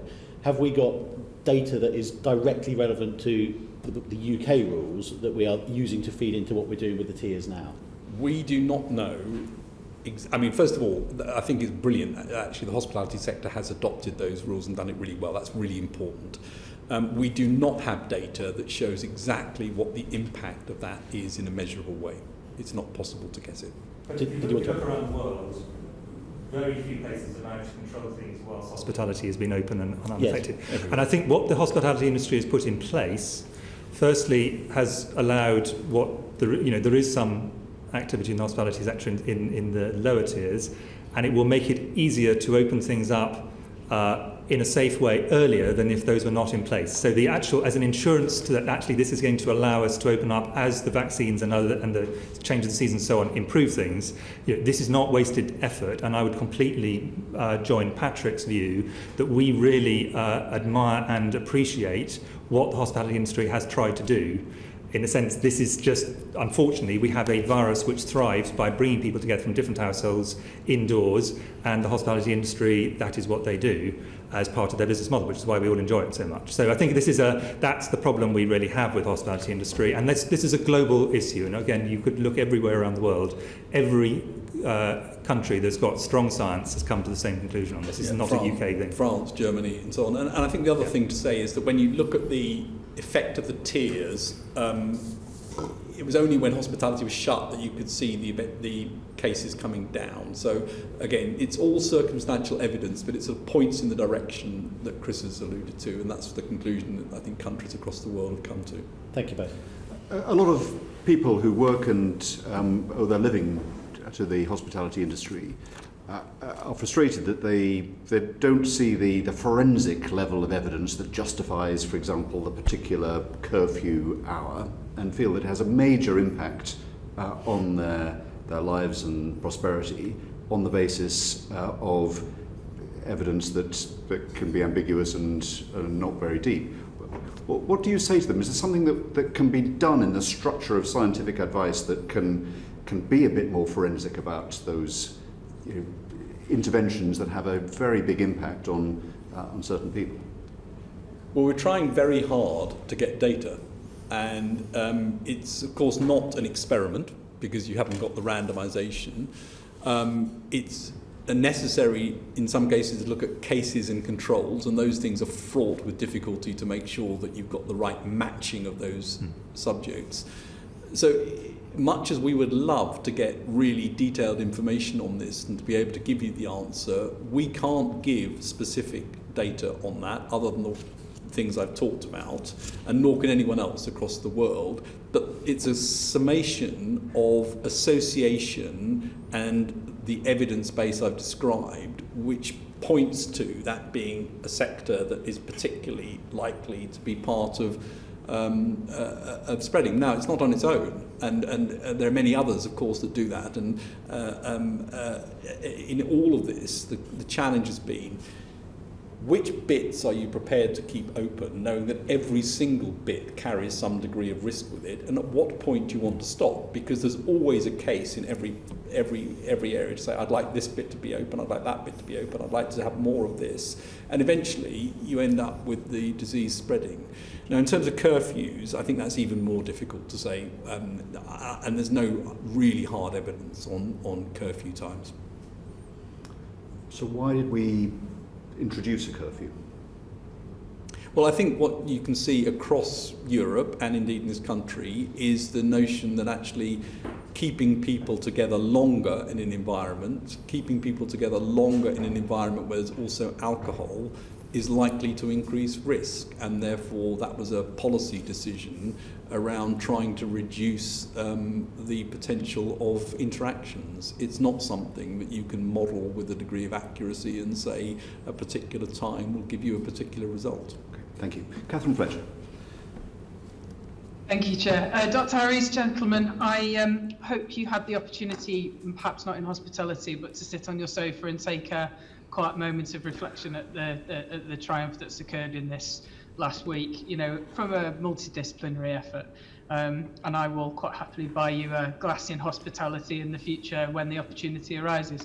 I want to turn now slightly to the response of people to these restrictions which have been keeping us all safe. What have you learned about the public's tolerance for these kind of restrictive non-pharmaceutical interventions, as you call them? Perhaps Professor Whitty first, and then Dr. Harries? I think that the biggest thing, which is extraordinary, is the fact that the British public have responded, as they always do in emergencies, with extraordinary generosity to other people and altruism. Because lots of people have considered that their own risk is probably relatively small, but to protect others, they've taken really dramatic changes to what they do that have affect them socially and in some cases, as we've just been discussing, economically. And they've done that to protect other people who are vulnerable, to protect the NHS, to protect the lives of other people. Now, of course, some people will also do it, hopefully, to protect themselves and their families as well. But the altruism of the British public, I think, cannot be understated on this. And it has been long-standing. It's gone on for a long period of time, and people are still doing it. And that is, because of that, many people have been saved who otherwise would have died of this disease. So I think the line of sight between people taking those actions collectively as society in all 4 nations of the UK and people not dying is absolutely clear. So I think it's a huge thanks that we all owe to everybody in society who has done this over such a long period of time. Now, of course, the longer it goes on, the more people are kind of going to think, well, look, when will this end? And I think there are two possible responses to the fact that we now have vaccines. We're heading into spring of 2021 in much better shape than we were 3 or 4 months ago. The first response is to say, well, that's it, it's done. That would be disastrous, because then actually the wave would come back again incredibly quickly, and we're all very nervous about January and February, which is the highest risk period for the NHS, in particular March as well. The alternative is to say, actually there is an end to this, but we've just got to get ourselves through this last period. And we really must be self-disciplined, as we have been all the way through this year. And I think what all of us would say is, please take the second of those approaches. So does that imply that you are seeing some of the public's tolerance for these restrictive practices starting to wane, and you are urging people to just stick with it for the last few steps? Is that fair? Well, I think some people, but I think what is interesting is the degree to which, if you look at the actual behaviours of people, if you look at the polling about what people are intending to do, it's the degree of stability of people's decisions that they wish to do this that is so impressive, actually. Of course, you'll always find some people who are pushing the boundaries. I could cycle around London and probably find somewhere I could take a photograph and send it to the newspapers that showed lots of people crowded together. Of course, you can do that in some places, but overall, the response has been consistent across the country, across all parts of society, and prolonged. And that has been, remarkable, and that has saved a lot of lives. Wonderful. Dr. Harries, anything to add? Thank you. I mean, maybe I think we can see some of these effects. If we look at the face covering use, for example, I think people have gradually, with increasing evidence around transmission, have adopted those. And it's actually very unusual now not to see people wearing a face covering in those areas where it makes sense to do so, where we're in confined circumstances and meeting other people. I think there are some groups, so I do a lot of work on the clinically extremely vulnerable group, and I recognise there that actually a slightly different position has occurred. Some have been wanting to be out in society more, others have found it very difficult to come out, and I think we need to recognise there are very different responses in different groups.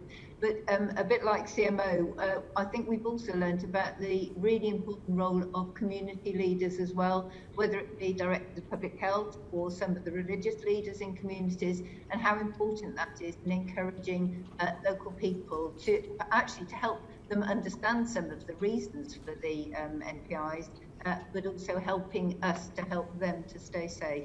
So just adding to the point CMO's made. Catherine? Oh, that's brilliant. It's actually quite a good segue into the follow-up question. So this is a hearing to look back on evidence that we've received previously.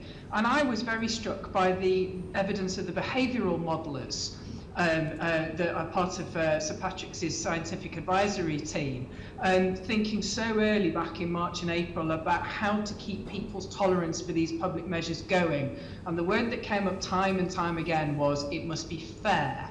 So I wonder, Professor Vallance, what have you learned about how to make measures feel fair to individuals in the country so that they can respond in this collective effort? Sir Patrick. Yeah, well, I think you're absolutely right to highlight how early and clear the behavioural group were about both construction of interventions, and fairness was certainly one of those things that they kept raising, and also how to communicate these, where they've also, I think, been impressive and consistent. And they've said right from the beginning, you've got to engage people, you've got to co-create the solutions and the ways that you deliver them so that people feel part of it. You've got to have special care to look at ethnic groups and also certain other hard to reach groups to make sure that you design things appropriately. Importantly, you need to explain the underlying reasons behind things. There needs to be simplicity, clarity and consistency, and where possible you need to enable people. And the example of the enabling one I think is really important when it comes to things like isolation. I mean, it's relatively easier to self-isolate if you're in a job that allows you to work from home and you can sit in your bedroom or office or wherever it might be and do your work and still get paid and still perform in the way you wish to. It's clearly very different if, as a result of you isolating, you don't have a job during that period, you're not being paid, you can't contribute. And as a result, you will have an inequity in the ability to do something which is a fundamental part of this response. And so that's why I think the behavioural advice was clear right from early on and remains consistent, that you need to enable these things, and the enabling to try and reduce the unfairness where it inevitably exists is an important part. The other thing I'd like to pick up on, on one of the things, I mean, very early on we made the statement, which I think remains starkly true today, that this virus feeds off inequality and feeds inequality. It makes inequality worse and it feeds off it. And I think that's a really important part of the fairness thing which was flagged up earlier on. Thank you. Catherine, finally. Yeah, thank you. I think we all agree that lots of people in lots of different ways have hugely done their bit.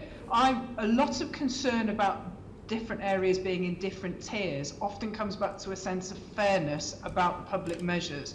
Is there any reflection you would make about helping to build the case for what's fair to each individual area? Perhaps, I'm sure you've heard this, but more rural areas next to areas where there are higher concentrations of disease, it feels unfair. Is there more we could do if, God help us, no thank you, another pandemic comes along to make that messaging clearer? Sir Patrick.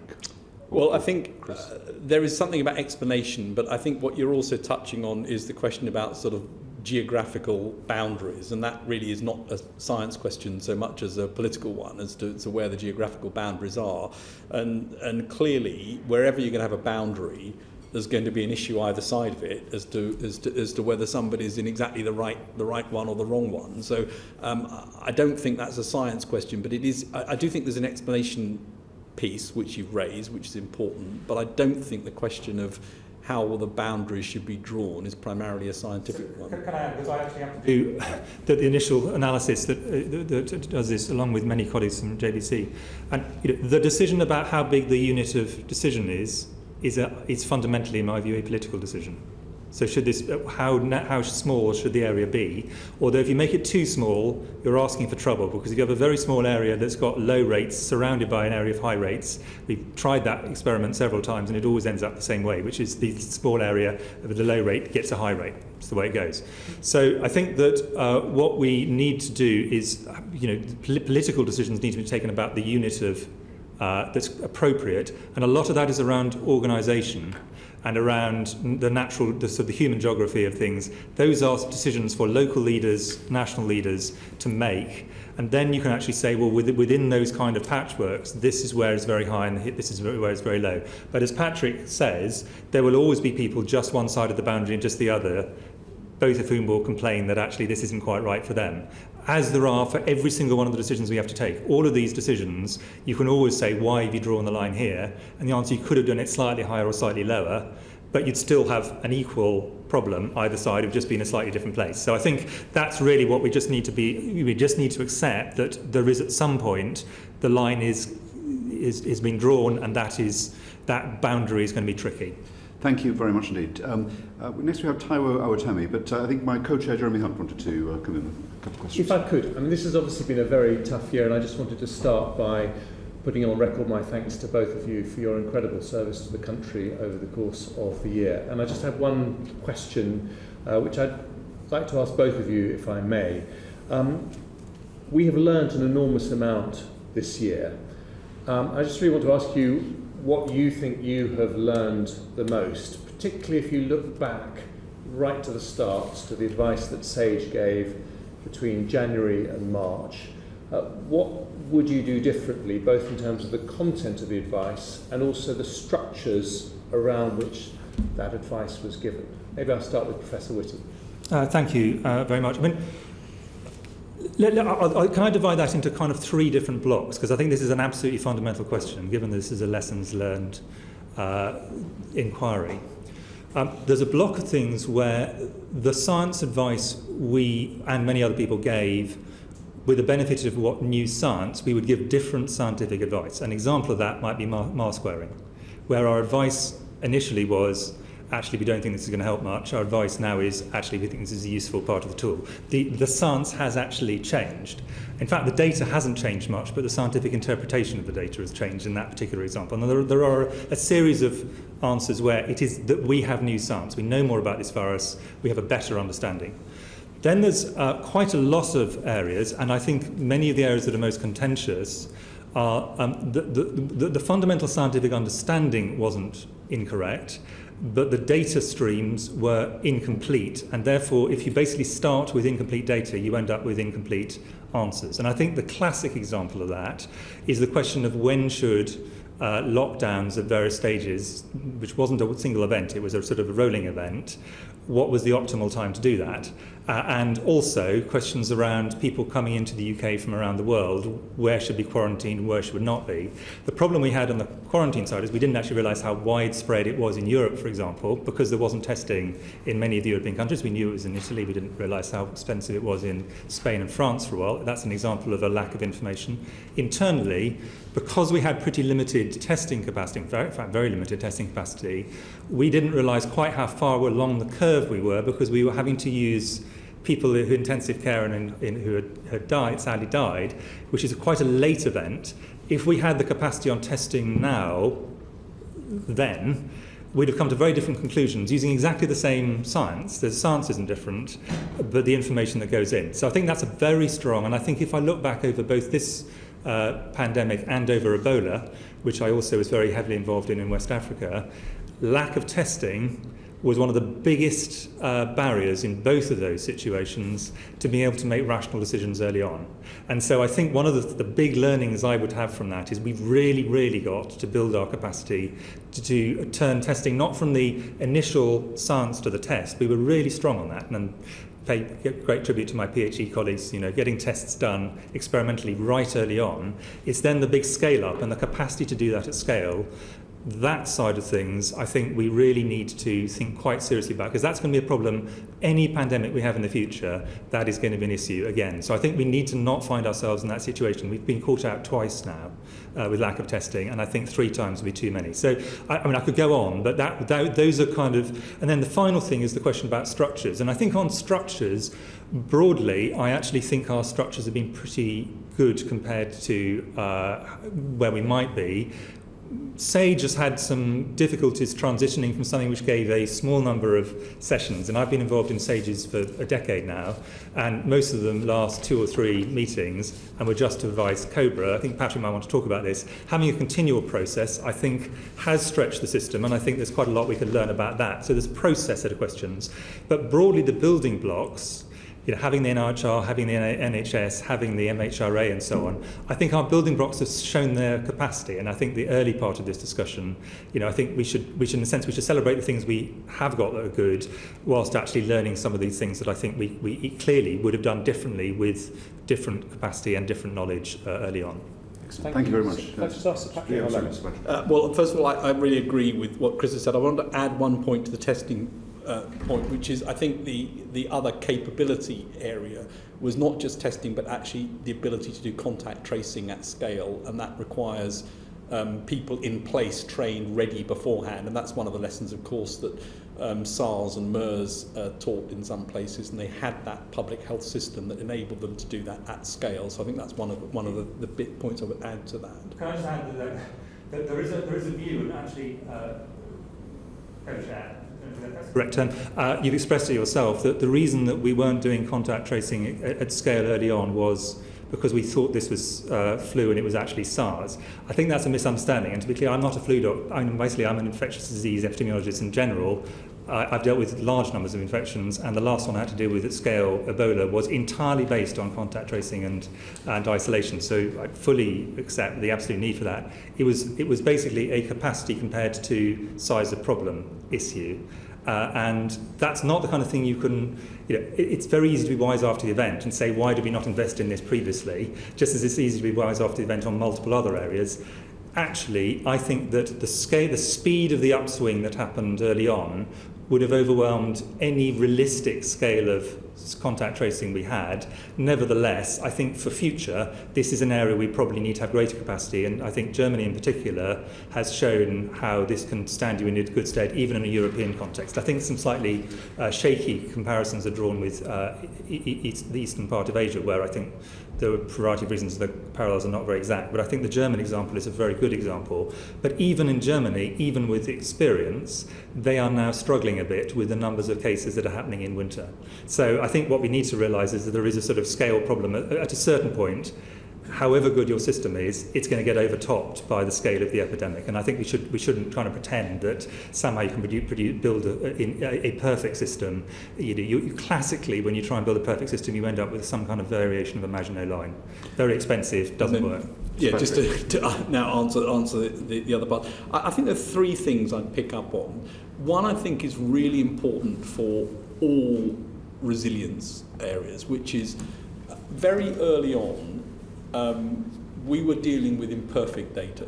Now, you're always dealing with imperfect data, but we were dealing with data which just we couldn't get our hands on enough of it. It wasn't interoperable. It wasn't linked in the way it needs to be linked. It's much, much better now. So I think the lesson from that is if we look down the National Risk Register and ask the question, what are the data sources, data flows, data owners, interoperability that you would want in order to look at the, top 10, have we got that in place? So getting that in place early, I think, is an important lesson. The second point is science advice is science advice, but it needs to dock into the machine appropriately. And I think it's not always easy to dock into all of the right parts of the machine. And as Chris said, it's somewhat easier when you're dealing with a 3-sage meeting with 3 COBRA committees and the systems trying to respond to something fairly clear and straightforward in terms of the output that you're requiring. It's much more difficult to get that right across the whole of Whitehall on a continuous basis. And so ensuring clarity of docking mechanism is important. And one of the things that we have started, which I think has been important and successful, is actually to get open teach-ins across Whitehall from some of the experts and science groups to come and talk to whoever wants to come to hear it, as well as the clarity of docking into Cabinet Office and other places. The third is duration. I do not think that we were well prepared for duration of SAGE stand-up. And the consequence of that has been that in the Government Office for Science, for example, we've had to rapidly build numbers to try and cope with this long-term problem. We didn't have necessarily the right surge capacity to get that right. And when I look at the people who've worked on both main SAGE and the subgroups, who've now been at it since January, who are full-time academics with research and teaching commitments and all sorts of other things, to provide them with some sort of resilience and support for what they need to do, I think we didn't have in place. We've had to make it up as we go along to try and support them. They've been heroic, and I want to get it on record here. They have really worked enormously hard on this and given up, all of them doing it for nothing. And their universities have also been supportive. You know, I've had to phone up people in the university, and they've all been supportive, say yes, these people must continue. But I don't think we really knew how we were going to support them from the beginning over a very long period. And I think that's an important lesson to learn. Thank you. Perhaps Dr. Harries, you might just give some personal reflections in the same vein as your colleagues. Thank you. So I think I would reflect many of the same points that have been made. I think on some of the early learning about what we know now and didn't know then about the disease are significant. So I think we perhaps haven't got plans so much thinking through the risks of asymptomatic transmission as much as symptomatic transmission. So much of the design, I think, of our plans previously related to people who presented with symptoms and how we would manage them. So I think that's an important one for potential new respiratory viruses in the future. And also the point which CMO made around face covering, that relates very much to increasing and ongoing understanding around aerosol transmission, which starts to bring in points about ventilation and building design, which again I think might be something for us to focus on in the future. Other points for me, I think we've heard a lot about existing building blocks of the system. So in research, for example, how strong a position they put the UK in terms of continuing forward. And I think the one area certainly where I've been supporting clinically where that hasn't been the case before is for the social care system. It's very much easier to link up and roll things out and understand what is happening in the NHS than perhaps the social care system. So again, an important point going forward. And that links also to the point which Patrick made about data and digital flows. I think it's not just about the science, but it's actually about evaluating change so that we can put in interventions. So, for example, if our basic data doesn't have records, strong recording of ethnicity or learning disability, when we start seeing groups which are impacted differentially, trying to understand what the appropriate interventions would be to protect increasingly as we go forward through any disease becomes that much more difficult. So again, digital and data flows, I think, are important. Thank you very much indeed, Dr. Harris. Professor Whitty just said, both of which I think, and inevitably, of course, I completely agree with the point she's made. The first is this issue about asymptomatic spread. And this is an example, actually, where we drew comfort, wrongly, from SARS, actually. So in SARS, the great majority, if not all of the transmission, was from people who were symptomatic. And whilst we accepted that asymptomatic spread might happen, we thought it was much more likely that almost all of it, or the great majority, were likely to be people who are symptomatic based on the fact that SARS had been like that. And that was an error of understanding. Now, still the majority is probably people who at some point are symptomatic, but the idea of pre-symptomatic spread, I think, was something, although we theoretically thought it might happen, I think the importance of it was underestimated early on, not just in the UK, more widely. The second is just to really strongly endorse what Jenny's just said about social care, and I'm going to take research as the area. Social care research in the UK is nowhere near as strong as we need it to be. So there are many areas of science where our research is outstanding, as we've discussed, and feel very proud of that. But social care is such an important part of the health and social care system. And if you look at the amount of research that goes on in that area, there's far too little of it. It's perfectly respectable, but it's far too little of it, and we really need to look at that, I think, and look at that across the board. So I think that's an area in science terms we've now got to take really seriously. We're going to come on to that a little later, if we may. Let me go to our colleague Taiwo Awatemi. Thank you, Chair. I would just like to put on record my thanks to the panel and all the multidisciplinary effort and achievements. Professor Whitty, my question is about public health messaging. In March, the public health message was stay home, protect the NHS and save lives. And that was understood by 90% of the population. Now, in May, the messaging changed to stay alert, control the virus and save lives. And that was only understood by just 30% of the population. What lessons has been learned throughout the pandemic on the importance of having clear and consistent public health messaging? Well, I'll give a view. Patrick will want to give a view as well, and Jenny may well as well. I mean, the problem the first thing to say is we can't take credit for the kind of the slogans that worked, and we can't take blame for the slogans that didn't, because communications is not our great strength. But there are many people who are, in terms of actually these kind of actual campaigns. But I think you are absolutely right that the clarity of the initial message was really clear and absolutely essential to people understanding what needed to happen and then doing it. So I think you are completely right.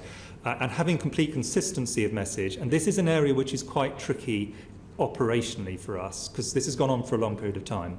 If you look around the world, there are places which have had just the same person doing the communications the whole time, and there are places where actually a group of different people have taken turns at it. We've taken, in England, slightly more the second approach. I have to say, if I was one of the people who'd have to do it be the person doing it day in, day out, which is one of the possible models, was doubtful I'd have had much time for anything else. So I think that there are some real operational difficulties to that. So there's a question about, have you got the message, a good message, and then there's a question about consistency of messenger, because the same people tend to actually have a particular messaging style. So I think there are quite a lot of things we need to look back on and ask the question, which bits of this worked and which bits of this simply confused people. And I don't think I'm the right person to do this. I don't think Patrick or Jenny would say they were the right people to do it, but I think we would all agree that there's a lot we could have, there's a lot that did work, but there's also a lot I think we could do a lot better. And one thing which Patrick said earlier, which I think we really, really need to look at again, is I don't think we got our messaging to some of the ethnic minority British groups right early on, and indeed some other smaller groups. And we just didn't actually have a clear campaign on those areas. And I think that is something which we need to look at fairly self-critically and work out how we could do that better next time round. It's still not perfect, but I think at least we're now got it a lot more systematic. But that's an area where I think all of us would look at and say, actually could have done better. Thank you. Taiwo? Yes, just wanted to move on about communication regarding the vaccination. Now, polling has shown that 1 in 6 people are either unlikely or definitely won't be taking the vaccination, and this is due to their beliefs, some of their attitude and values regarding their skepticism around science. So in order for us to be able to achieve the vaccination aim, what is currently being done to address some of the recommendations by the Royal Society, particularly around having open and transparent messaging in order to ensure the public expectations are met, but also how do we empower the general population to be able to spot and report any misinformation? Thank you. So I'll start, because this is very classic Chief Medical Officer territory, but Jenny and Patrick will both have strong views on this, I suspect. I mean, I think I would divide, there is a very small group of people who've got very weird views about vaccines, and in a sense, they're not worth worrying about in public communication terms, because nothing will persuade them that this is the right thing to do, and that's their right as competent adults to make those choices. There's a lot of people, though, who actually have quite legitimate questions of any vaccine and any medical treatment. Vaccines are no different to that. And what people want to know, I think, is 3 different things. First question is the problem I've got, either as a risk in the future, this is for vaccines, or disease now, big enough to do something about it? If you've got a trivial problem and you're being offered a major operation, you're not going to do it. So it's got to be a big enough problem. The second question is then, does this actually work, as in, will it cure the disease or will it prevent the disease? In the case of vaccines, will it prevent it? And that's where the efficacy comes in. What proportion of the cases will be prevented? And then the third question they want to know is, what are the side effects of this? Because drugs of all sorts, aspirin and paracetamol have side effects. Every drug has side effects. Vaccines will have some side effects. For sure, some people will have them. And what they want to know is, are those proportionate to the thing which it's reducing? And they need to have those, as you say, the Royal Society said it rightly, and I think we would all agree with this, as transparently and honestly as possible, so that people aren't surprised, they actually can ask straight questions and get straight answers. And for example, my outstanding colleague, Jenny and Jonathan Van Tam, did a great job, I think, of answering lots of questions, but we'll need to carry on doing that as more information emerges. So, divide those 3 up. I think most people who are vulnerable, do think this is a big enough problem to prevent. And I think the efficacy data are really clear. And now we need to be really clear about any issues around side effects and so on, so that people feel they can make a balanced and reasonable decision. And I think, a lot of the people you're talking about who are just waiting to see, that's entirely reasonable. These are new vaccines. They're waiting to see, and I think with the right information, they will think, yes, actually, this feels right to me, and that's what they will do. Thank you. Perhaps briefly, Sir Patrick? Yes. I think I completely agree with the point about transparency and clarity. I mean, people want to make informed decisions and to be treated as adults to do so. And in order to do that, we need to be very clear about what the effects are, what the unwanted effects are.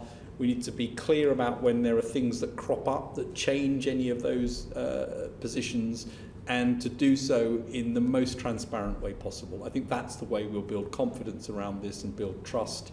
And I think there's experience in other vaccine programs as to the importance of doing this. So I think it's critical, and to make sure that we do that in the right way for the right groups. And I don't think in some cases it's enough simply to say we've got our message and we've translated it into these languages. Thank you. We need to also deal with the other issues that may make people understand it. It might be worth asking Dr. Harries, because this is also something. Dr. Harries. Yes, thank you. I tend to put my old Director of Public Health hat back on and think of it from the person upwards. So I think once we've got the national messaging clear and correct, what's really important is who is giving that message locally as well. So obviously we work with Directors of Public Health to ensure that there's a consistent message, but I think for the person in their home, in the street, primary care, their GP, but particularly actually the practice nurse, so working with them to ensure they understand as well. If healthcare workers and social care workers take up the vaccine, that's a very clear message to the public, and I think we've seen that actually on the TV screen yesterday. And one of the first lessons I learned as a public health director in South Wales actually was you need to find the critical person in your community. Now, in a South Wales mining village, the person you needed to influence was the grandmother of each family, and if they thought vaccination was all right, every single grandchild had all of their immunisation. So again, I think it's about doing both the national messaging but also the local as well. Thank you. I'm sure that's not true just in South Wales. But Taiwo, any final points? Thank you. Now, I just wanted to really ask about social media misinformation that's going around online. What is actually being done to address some of that? Because as a healthcare professional, I found in order to be able to convince any of my patients to take a new drug they've been prescribed, I had to be able to dispel some of their concerns about that drug. So what is being done to address some of that anti-vaccination conspiracy theories that's going on online? Well, I mean, I would divide it into kind of broadly three groups. The group which is, in a sense, the responsibility for Dr. Harries, for me, for Jonathan Van Tam, for Professor Vallance to address, along with many, many other healthcare professionals all the way through the system, is people who are asking very legitimate and reasonable questions about a vaccine which is going to be given to them, to their parents, to their children, and so on. And those questions should be taken seriously and should be answered honestly, as everyone, as you would agree, and everyone would agree. Then there are a group of people who have very, very strong views on vaccines, not always, let's put it this way, scientifically founded. And I think it's reasonable to actually address those as best you can, but accept that you may not end up with them coming around to agreeing with that. And then I'm afraid there are also some people who are deliberately going for misinformation, many of whom, bluntly, are not based in the UK for a variety of reasons. And that is definitely not a medical issue. That's an issue for others to take seriously. But that is a very serious issue because those people are deliberately trying to sow uncertainty about vaccines, which is in the long term not in the good interests of the citizens of this country. And that is not for this discussion, but it's just to acknowledge that that does happen for a variety of reasons, including a well-funded anti-vaccination movement in certain countries, and also other reasons that I think are widely known from the newspapers. Thank you very much indeed, Professor Whitty. Thank you. We'll now go to Sarah Owen, then Graham Stringer, then Laura Trott. Thank you, Chair. I just wanted to pick up a point that Sir Patrick made about emergency planning and preparedness before asking some questions about mass testing. Now, back in early 2000s, I remember multi-agency emergency planning discussions taking the contemplated mass deaths caused by SARS. I was relatively young then, and the prospect of mass burials really struck with me. Emergency planning budgets were cut by 29% from 2010 to 2017. Do you think we could have benefited from, and do you think we need in the future greater investment and focus for emergency planning for pandemics, especially with regards to testing and contact tracing? Sir Patrick? I think that I've said that if you look at what happened in some other countries, there was a preparation of some of those things past after SARS and MERS that was beneficial. And so I do think that the public health system needs to be properly supported, needs to have the right ability to respond. And I'm afraid what we're talking about is resilience which allows spare capacity. And so one of the tensions, and we're outside science here, but I mean, I think one of the tensions in this is if you run a system which is at absolutely full capacity the whole time, you by definition have not got the surge ability to grow into something new. And so I think this is going to be true, and go back to vaccines, it's going to be exactly the issue that we need to face around vaccines. We want to have vaccine capability in this country. It's probably not realistic to assume that you have a big vaccines capability that sits there being kept warm, waiting for the next thing to happen. So somewhere between having nothing and having something which you unrealistically expect to be sitting there ready to use when you need it, but you might not need it for a decade or more, I think is where we've got to get to. And that's going to require the question about how much extra capacity you want, how you would fund that, and what you do to keep the bulk of that going whilst you know that you're only going to need the surge bit for certain things. And I think that's an issue for vaccine planning, but it's also an issue right across the public health sector, which I think would... Thank you. Sarah? And these questions are on mass testing, so I think probably for Professor Chris Whitty. Before summer, Luton was subject to higher restrictions, and a key part of us coming out of that was local contact tracing, but also Liverpool's also been trialling mass testing. Do you think we're going to have to continue with this capacity for mass testing, and how is that impacting things at the moment?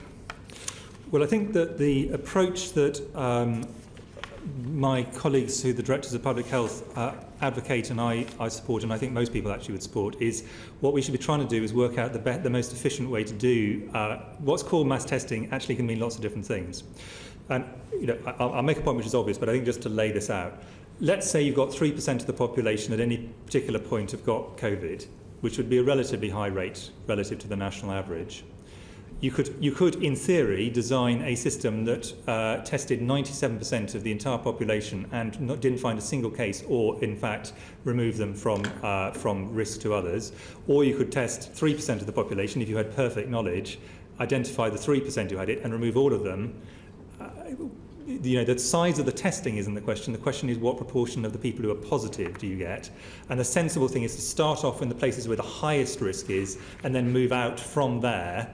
And that may mean the whole population eventually, and various people have tried that, and there are lots of academics who are currently debating this quite forcefully, some of whom say you should test absolutely everybody, and some of whom say this isn't a very good idea, and they will use different examples to back up their cases. And the reason we've got a debate is we're not really absolutely certain about the ideal model of how do you go out so you get the maximum number of people who've actually got the virus, but don't actually end up doing a large amount of testing which has almost no chance of picking up any positives. Because fundamentally, picking up a negative is pleasant for the person to know, but actually what you're really trying to do is pick up the positives. That's the key, and that's what we have to do by whatever system we use. Thank you. Sarah?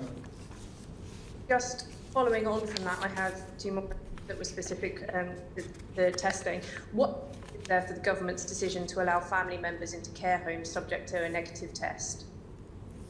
Well, this is a question which has been debated among doctors, nurses and SAGE and the general public all the way through this pandemic. Because really you've got two things which are in serious tension with one another. You've got the fact that actually allowing people in to visit relatives does increase risk not only to that person, but importantly to all the other people in that resident's home. But on the other side, you've got a group of older citizens who can get very lonely, might be, some of them, quite a lot of them have got early dementia or even later dementia, and many of whom are in the last 6 months of their life. And actually saying you can't see your family is a very bad thing for them individually, and societally it's something we feel very uncomfortable. But the trouble is those two are in absolute opposition to one another. So the question is, how do you get the balance right in a way that doesn't put people unnecessarily at risk, but does allow some degree of things. And what you have to do is reduce the risk as best you can, and you basically do that by three things. Doing different things in very low transmission areas compared to very high transmission areas, because it's simply the probability of someone walking in the door with COVID is different depending on which level of transmission you've got. The second is all things like PPE, pod visiting, all the kind of things with barriers and so on to try and minimise physical impact. On top of that, you can layer testing, but the question that was asked earlier on about, well, these tests aren't 100% sensitive is completely right. So this will reduce the risk further, but it will not take it to zero. And what we're really trying to do is find, as so often with COVID, not find the perfect answer, because there isn't a perfect answer, but find the least bad answer of the many bad answers we got in front of us that takes the risk down as far as we can, accepting there will still be some residual risk. But if we took a zero risk approach, the result would be no one could visit anybody. And that, if you just think about that for a year of someone's life, many of whom, as I say, towards the end of their lives, as all of us will get to, that is something which all of us are really uncomfortable about. So that's the balance of this decision. And there isn't a perfect answer, but directors of public health, GPs, nurses, care home providers, as well as political leaders, all wrestle with this. This is not a straightforward situation. Thank you. Sarah? But what levels of testing and vaccination are we going to need to see before that risk is a decision that we can take about whether we're going to hug our grandparents or elderly relatives again? Well, I think that your in a sense, your implication, which I completely agree with, is at the point when we can get back to something where the level of risk is sufficiently low, you can interact in the way we'd all want to interact with our older relatives and friends. Vaccines is by far the strongest tool we have in our box. And getting care home residents vaccinated was number one priority where it was logistically possible. Now, Pfizer vaccine, because of the way of delivery, is going to be a bit harder for that. Second priority was care home staff, because the biggest risk is not through any fault of their own, but just care home staff live in society and they will therefore, some of them catch it, and that the risk is that they can introduce it. That's nothing, that's just a reality.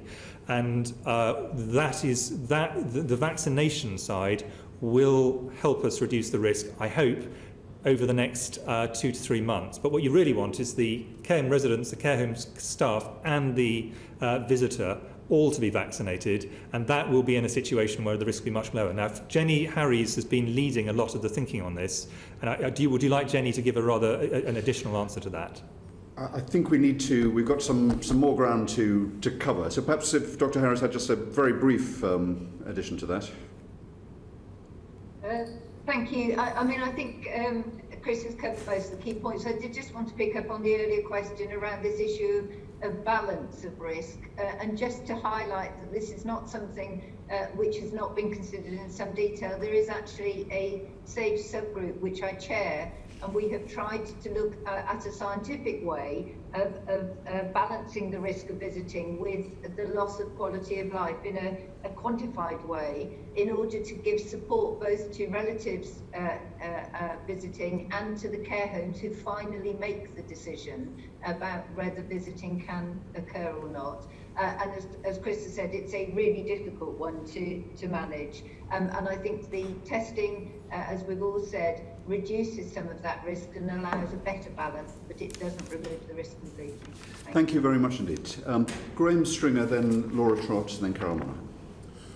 Earlier in the evidence session, Dr. Raine told us that she thought dexamethasone had saved 1 million lives around the world.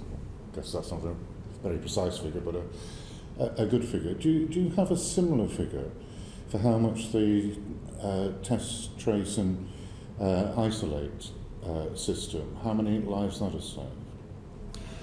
Well, I would, atypically, because Dr. Raine is very careful, I would be more careful than Dr. Raine about putting any of these kind of numbers out, because I think they have to make so many assumptions. Let's imagine a world in which there was no test, trace and isolate.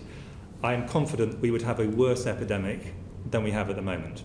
Very confident about that. It is a significant component to our response. Now, the proportion of it is going to be greater the lower the rate of the transmission. We said that all the way through. So test, trace and isolate has its greatest efficiency when rates are actually low, and at that point it can pick up large numbers of cases, and this is exactly why some countries, including countries that are doing incredibly well, like South Korea and Germany, once they get above a certain point, they all accept that the amount of the load that can be taken by this is lower. So the proportion will be lower at this point than it would have been in the summer. And my hope is by the spring, test, trace and isolate will be helping to reduce the residual risk, because the vaccines are not going to take the risk to zero. They will reduce it. Test, trace and isolate will take it on top of that. But even now, it is certainly contributing significantly. But could I put a number on it that I would stand up and actually say confidently this is what it is? No. And that's just because I think it would be making so many assumptions. I think it would be very flaky science. Great. That's unusual for health service, because the way you, I'm talking generally about the health service, decide on whether medicine can be used is assessing how many life years will be saved and how much it costs. The National Test and Trace Isolate system has cost a percentage of what the whole of the NHS costs. It's a huge amount of money. So I'm rather surprised you don't have a ballpark figure for that.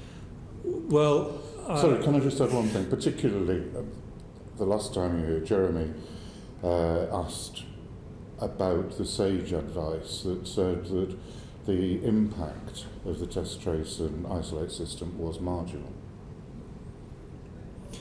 Well, I think that was so. Patrick might do on the second one, and then I can come back to the first if he hasn't answered the question.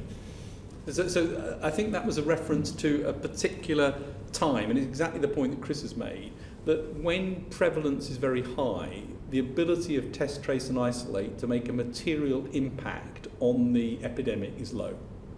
So at that point it's low. It's not that overall test, trace and isolate doesn't work. It works much better at low prevalence levels and low incidence levels. It becomes relatively ineffective as you get to high incidence and prevalence levels. That's what that comment referred to. Yeah, and I think, I have all the way through this been really cautious about putting numbers into the public domain, which I consider essentially speculative. And this is one where I really would not want to do that. Right. Let me try and get at the issue another way around. There was a decision taken some time between March the 23rd and the end of May to move to a centralised laboratory system, centralised test, trace and isolate system, as opposed to a decentralised system based mainly on public health officials. Can you tell us what the assessment was of the two potentially different systems about their effectiveness at that time? So what we had coming into this epidemic was a good PHE system, and I think PHE have come in for some really unfair flack, and I would like to pay a lot of tribute to them. I think a lot of what's gone right has happened because they've done a very good job in many areas, but quite small in size, relatively speaking, and their budget compared to test, trace and isolate, fraction of what test, trace and isolate now has, and that's appropriate, but I'm just making that, they were much smaller. And local authority systems also very good at doing this at a relatively small scale, but we had a new disease with limited diagnostic capacity, and the decision was the only way you could ramp it up very quickly, and this wasn't my decision, but I'm just making a sort of description of it, was to do this in a pretty fast, top-down, centralised way. And that's true in most emergencies. That's how you start off. But a huge amount of the expertise actually resides in local authorities, with directors of public health, the local public health teams, with the local authorities. And they have consistently provided very high-quality things. They just didn't have the scale or ability to do this at the scale that was needed. And I think the shift over from a more centralised to a more decentralised model is exactly the right thing to do and is more durable. And I think over time, my hope is that the balance of the centre of gravity will move further towards a more localised system. That seems to me the right approach. But I think, I don't think it was incorrect to start off with you've got to stand this up fast, and doing it centrally is a lot easier to do. I think often people forget quite how fast this hit us, and quite how fast things therefore had to be set up. It was done very quickly, I accept that. But focusing on a centralised system itself caused problems. I mean, the Science and Technology Committee and the Joint Committee have heard evidence about the failure of the centralised system, both the Lighthouse laboratories and PHE, to communicate with the local teams. And there's also evidence that where the local teams have use their own testing, isolated people, they know the communities, it has been much more effective. So I suppose I'm asking in a lessons learned, wouldn't it have been better to invest more earlier in those local teams that were there? Well, I'm really cautious. It's one of the areas I tend to stay out of. That's a shame, is really, investment decisions. I consider they are fundamentally political decisions. But I think. Can I just interrupt before, because it is an investment decision, but it is also about the effectiveness of public health. I was going to come on to that. Right. But I mean, in a sense, I face two ways on this organisationally. I speak every week to the Directors of Public Health. I very, very strongly think that they've been the bedrock of so much of the best bits of this response, and they and their public health colleagues have really responded extraordinarily, as has the local government system across multiple other domains, but in this area very well. But I also look out towards JBC, Test and Trace and PHE, and they've also done actually a very good job. The balance of that is shifting and will continue to shift and should shift, but I think trying to, in a sense, almost play them off against one another. I realise that's not what you're trying to do. What I'm trying to say is, no, it's not what you're trying to do. What I'm trying to say is, what I wouldn't want is the public debate to be say these are good and these are bad. What we have is basically two good organisations doing their best in very difficult circumstances, and the balance between them should shift and is shifting. But I don't think that means that at any point in time you can say is the perfect solution between these two. There's always going to be a need for a mix of some central capacity and some local capacity, and where that balance sits is going to shift over time. Can I just make a lessons learned point here as well, which is about whatever the system is, one of the things that's crucially important is to get the data in one place, so that what you can't do with local systems and end up with sort of local variation in how data are collected, how things are pushed into a central system, because the ability to monitor things has been really important. So whether it's local or central, that data point, I think, is something that we need to get right going forward. Last one, Greg.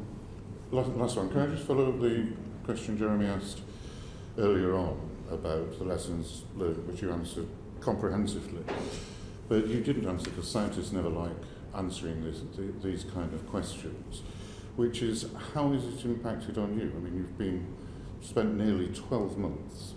You've come from being not just famous in your own fields, but nationally famous. How has that affected you? And for any successor in this situation, what advice would you give to them? Because you must have learned personal lessons throughout this. I would say I'm a pretty typical medic and doctor and scientist, and I don't like talking about these things. You're right, but I will give two answers to this. I think the first thing is, if you go into a senior job in government, you do have to expect a certain amount of public scrutiny. Of course, the level of it, nothing can prepare you for. All of you as senior politicians are used to it the whole time, but for those of us who operate more at a kind of slightly below the radar level, it came as a bit of a shock. But you just have to accept that that's just the way it is. You've chosen the job, you've just got to, you're in post, you've got to do it.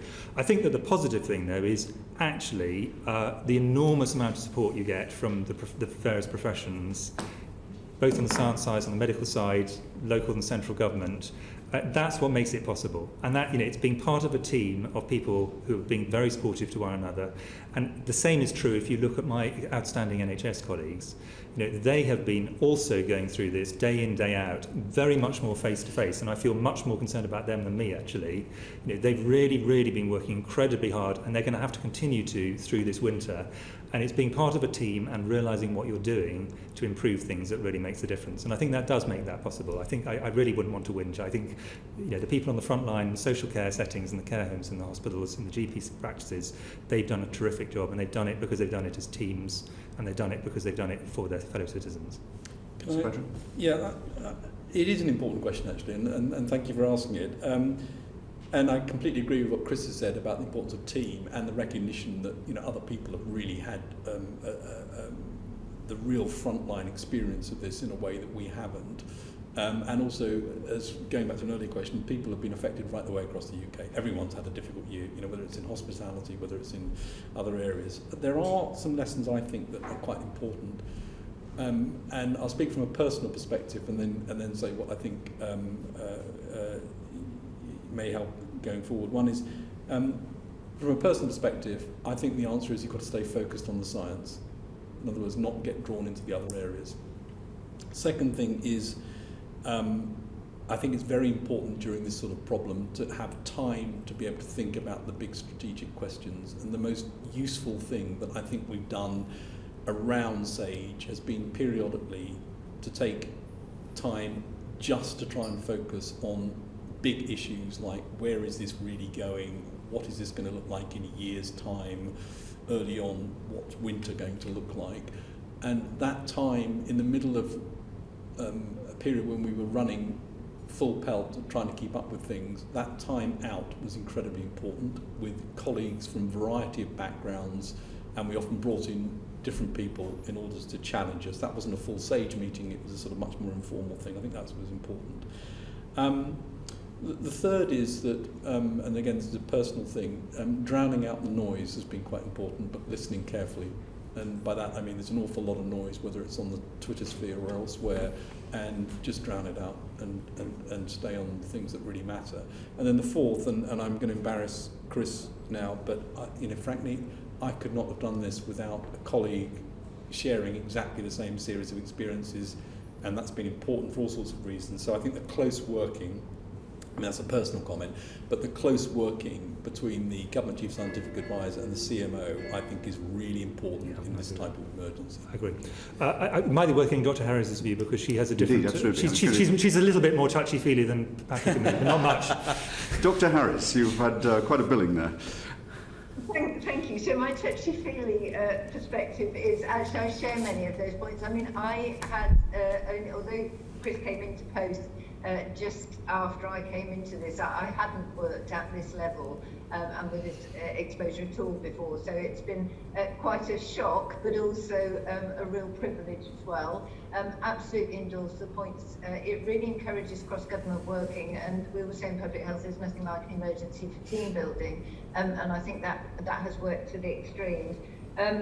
I think one of the real points is, again, and you will have seen from the answers here, that certainly in CMO's office, CMO and the DCMOs all have slightly different experience to bring to the table.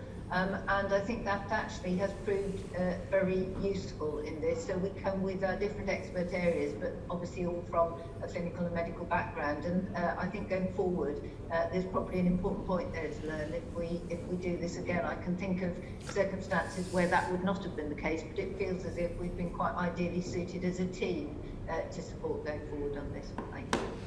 Thank you very much indeed, Dr. Harris. And we're going to go to Laura Trott now. Thank you, Chair, and particularly in light of those comments, I'd just like to thank you all for your public service throughout this and in an ongoing basis. I want to pick up some questions from Sarah about mass testing, particularly in Liverpool and what we've learned from that. Professor Whitty, you were discussing the ongoing debate that's happening about the best way of doing mass testing. But what lessons has the NHS specifically learned from Liverpool, and how are we applying those lessons to Tier 3 areas at the moment? Well, I think it's, the first thing to say is thank you. I mean, I think, we're still learning on the Liverpool side, so I don't think we've yet got to the point I can say, actually, here are the key lessons learned. I think some obvious things we've learned, like operationally, the sensitivity of lateral flow devices is lower than it is under lab conditions, which is probably obvious, but the actual percentage of it was not obvious. I think what we really, though, have seen is that the difficult bit of this is getting to the people who are the highest risk. And in medicine, there's the general principle of what's called the inverse care law, that the people who need healthcare least are the ones who can most easily access it, and vice versa. The same applies when it comes to testing. So you've really got to think about who are the groups who are the most disadvantaged, the most likely not to engage naturally with authority and centralised systems, and also the ones that are at the highest risk, and those often overlap with one another. In fact, they often are the same people. And how can we do it in a way that works for them, so that they feel bought into this, back to a point that we've come across several times, co-creation, that this feels like something that belongs to people. And I think where things have worked in Liverpool, it's largely been because it has been owned by the citizens of Liverpool and the local leaders in Liverpool, where things are seen as imposed, it's much less likely that this is going to be bought into. But even there will be groups who do not feel fully bought in. So I think it's largely around thinking about the most marginalised groups and the ones with the highest risk and working out how to go from there. And I think another strategy. So, if sorry. Well, I was just going to add to that, and I think that what Liverpool has learned and is useful is that actually the digitally excluded are people who are predictors of low uptake. Deprivation is a predictor of low uptake, and young adult males are less likely to. So there's some things that are coming out of it that's yet to be fully looked through. But I think those are sorts of lessons. And the other thing that's come out is that confusion in terms of misinformation on social media and so on are things that need to be tackled. And the reason that things went down so fast in Liverpool was because of the leadership locally of not just political leaders but the whole society. Liverpool took this really seriously, and that's the reason why they got the rates down so fast and so early from really high rates. It was local buy-in. So if we think about, I'm from Kent, so if we think about Kent as a whole at the moment, what strategies are in place to help address exactly those issues? So helping the council to reach out to those difficult to access groups, some of the digitally excluded. How are we helping kind of address that now in real time? Well, I mean, from my perspective, a lot of this depends on the Director of Public Health. Now, of course, as several people, including our chair, have pointed out, Kent is a big and varied county with a number of different challenges, and is also facing all the issues that are going to be arriving in January as well. So the local authority has got a lot on its plate. Nevertheless, I think we've really got to look very seriously using local intelligence. No point someone from outside here, from outside Kent, trying to say, well, this is what you should be doing locally. Attention. Should I wait for this? I might just pause. Been confirmed in your area. Leave the building immediately. We need to suspend the sitting, I hope temporarily. Do not use the lifts. Okay.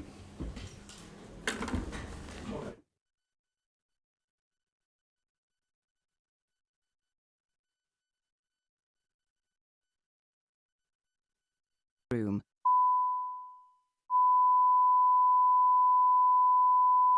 Portcullis House, the Boothroyd Room.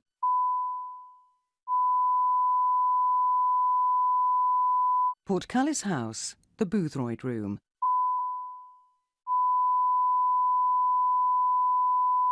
Portcullis House,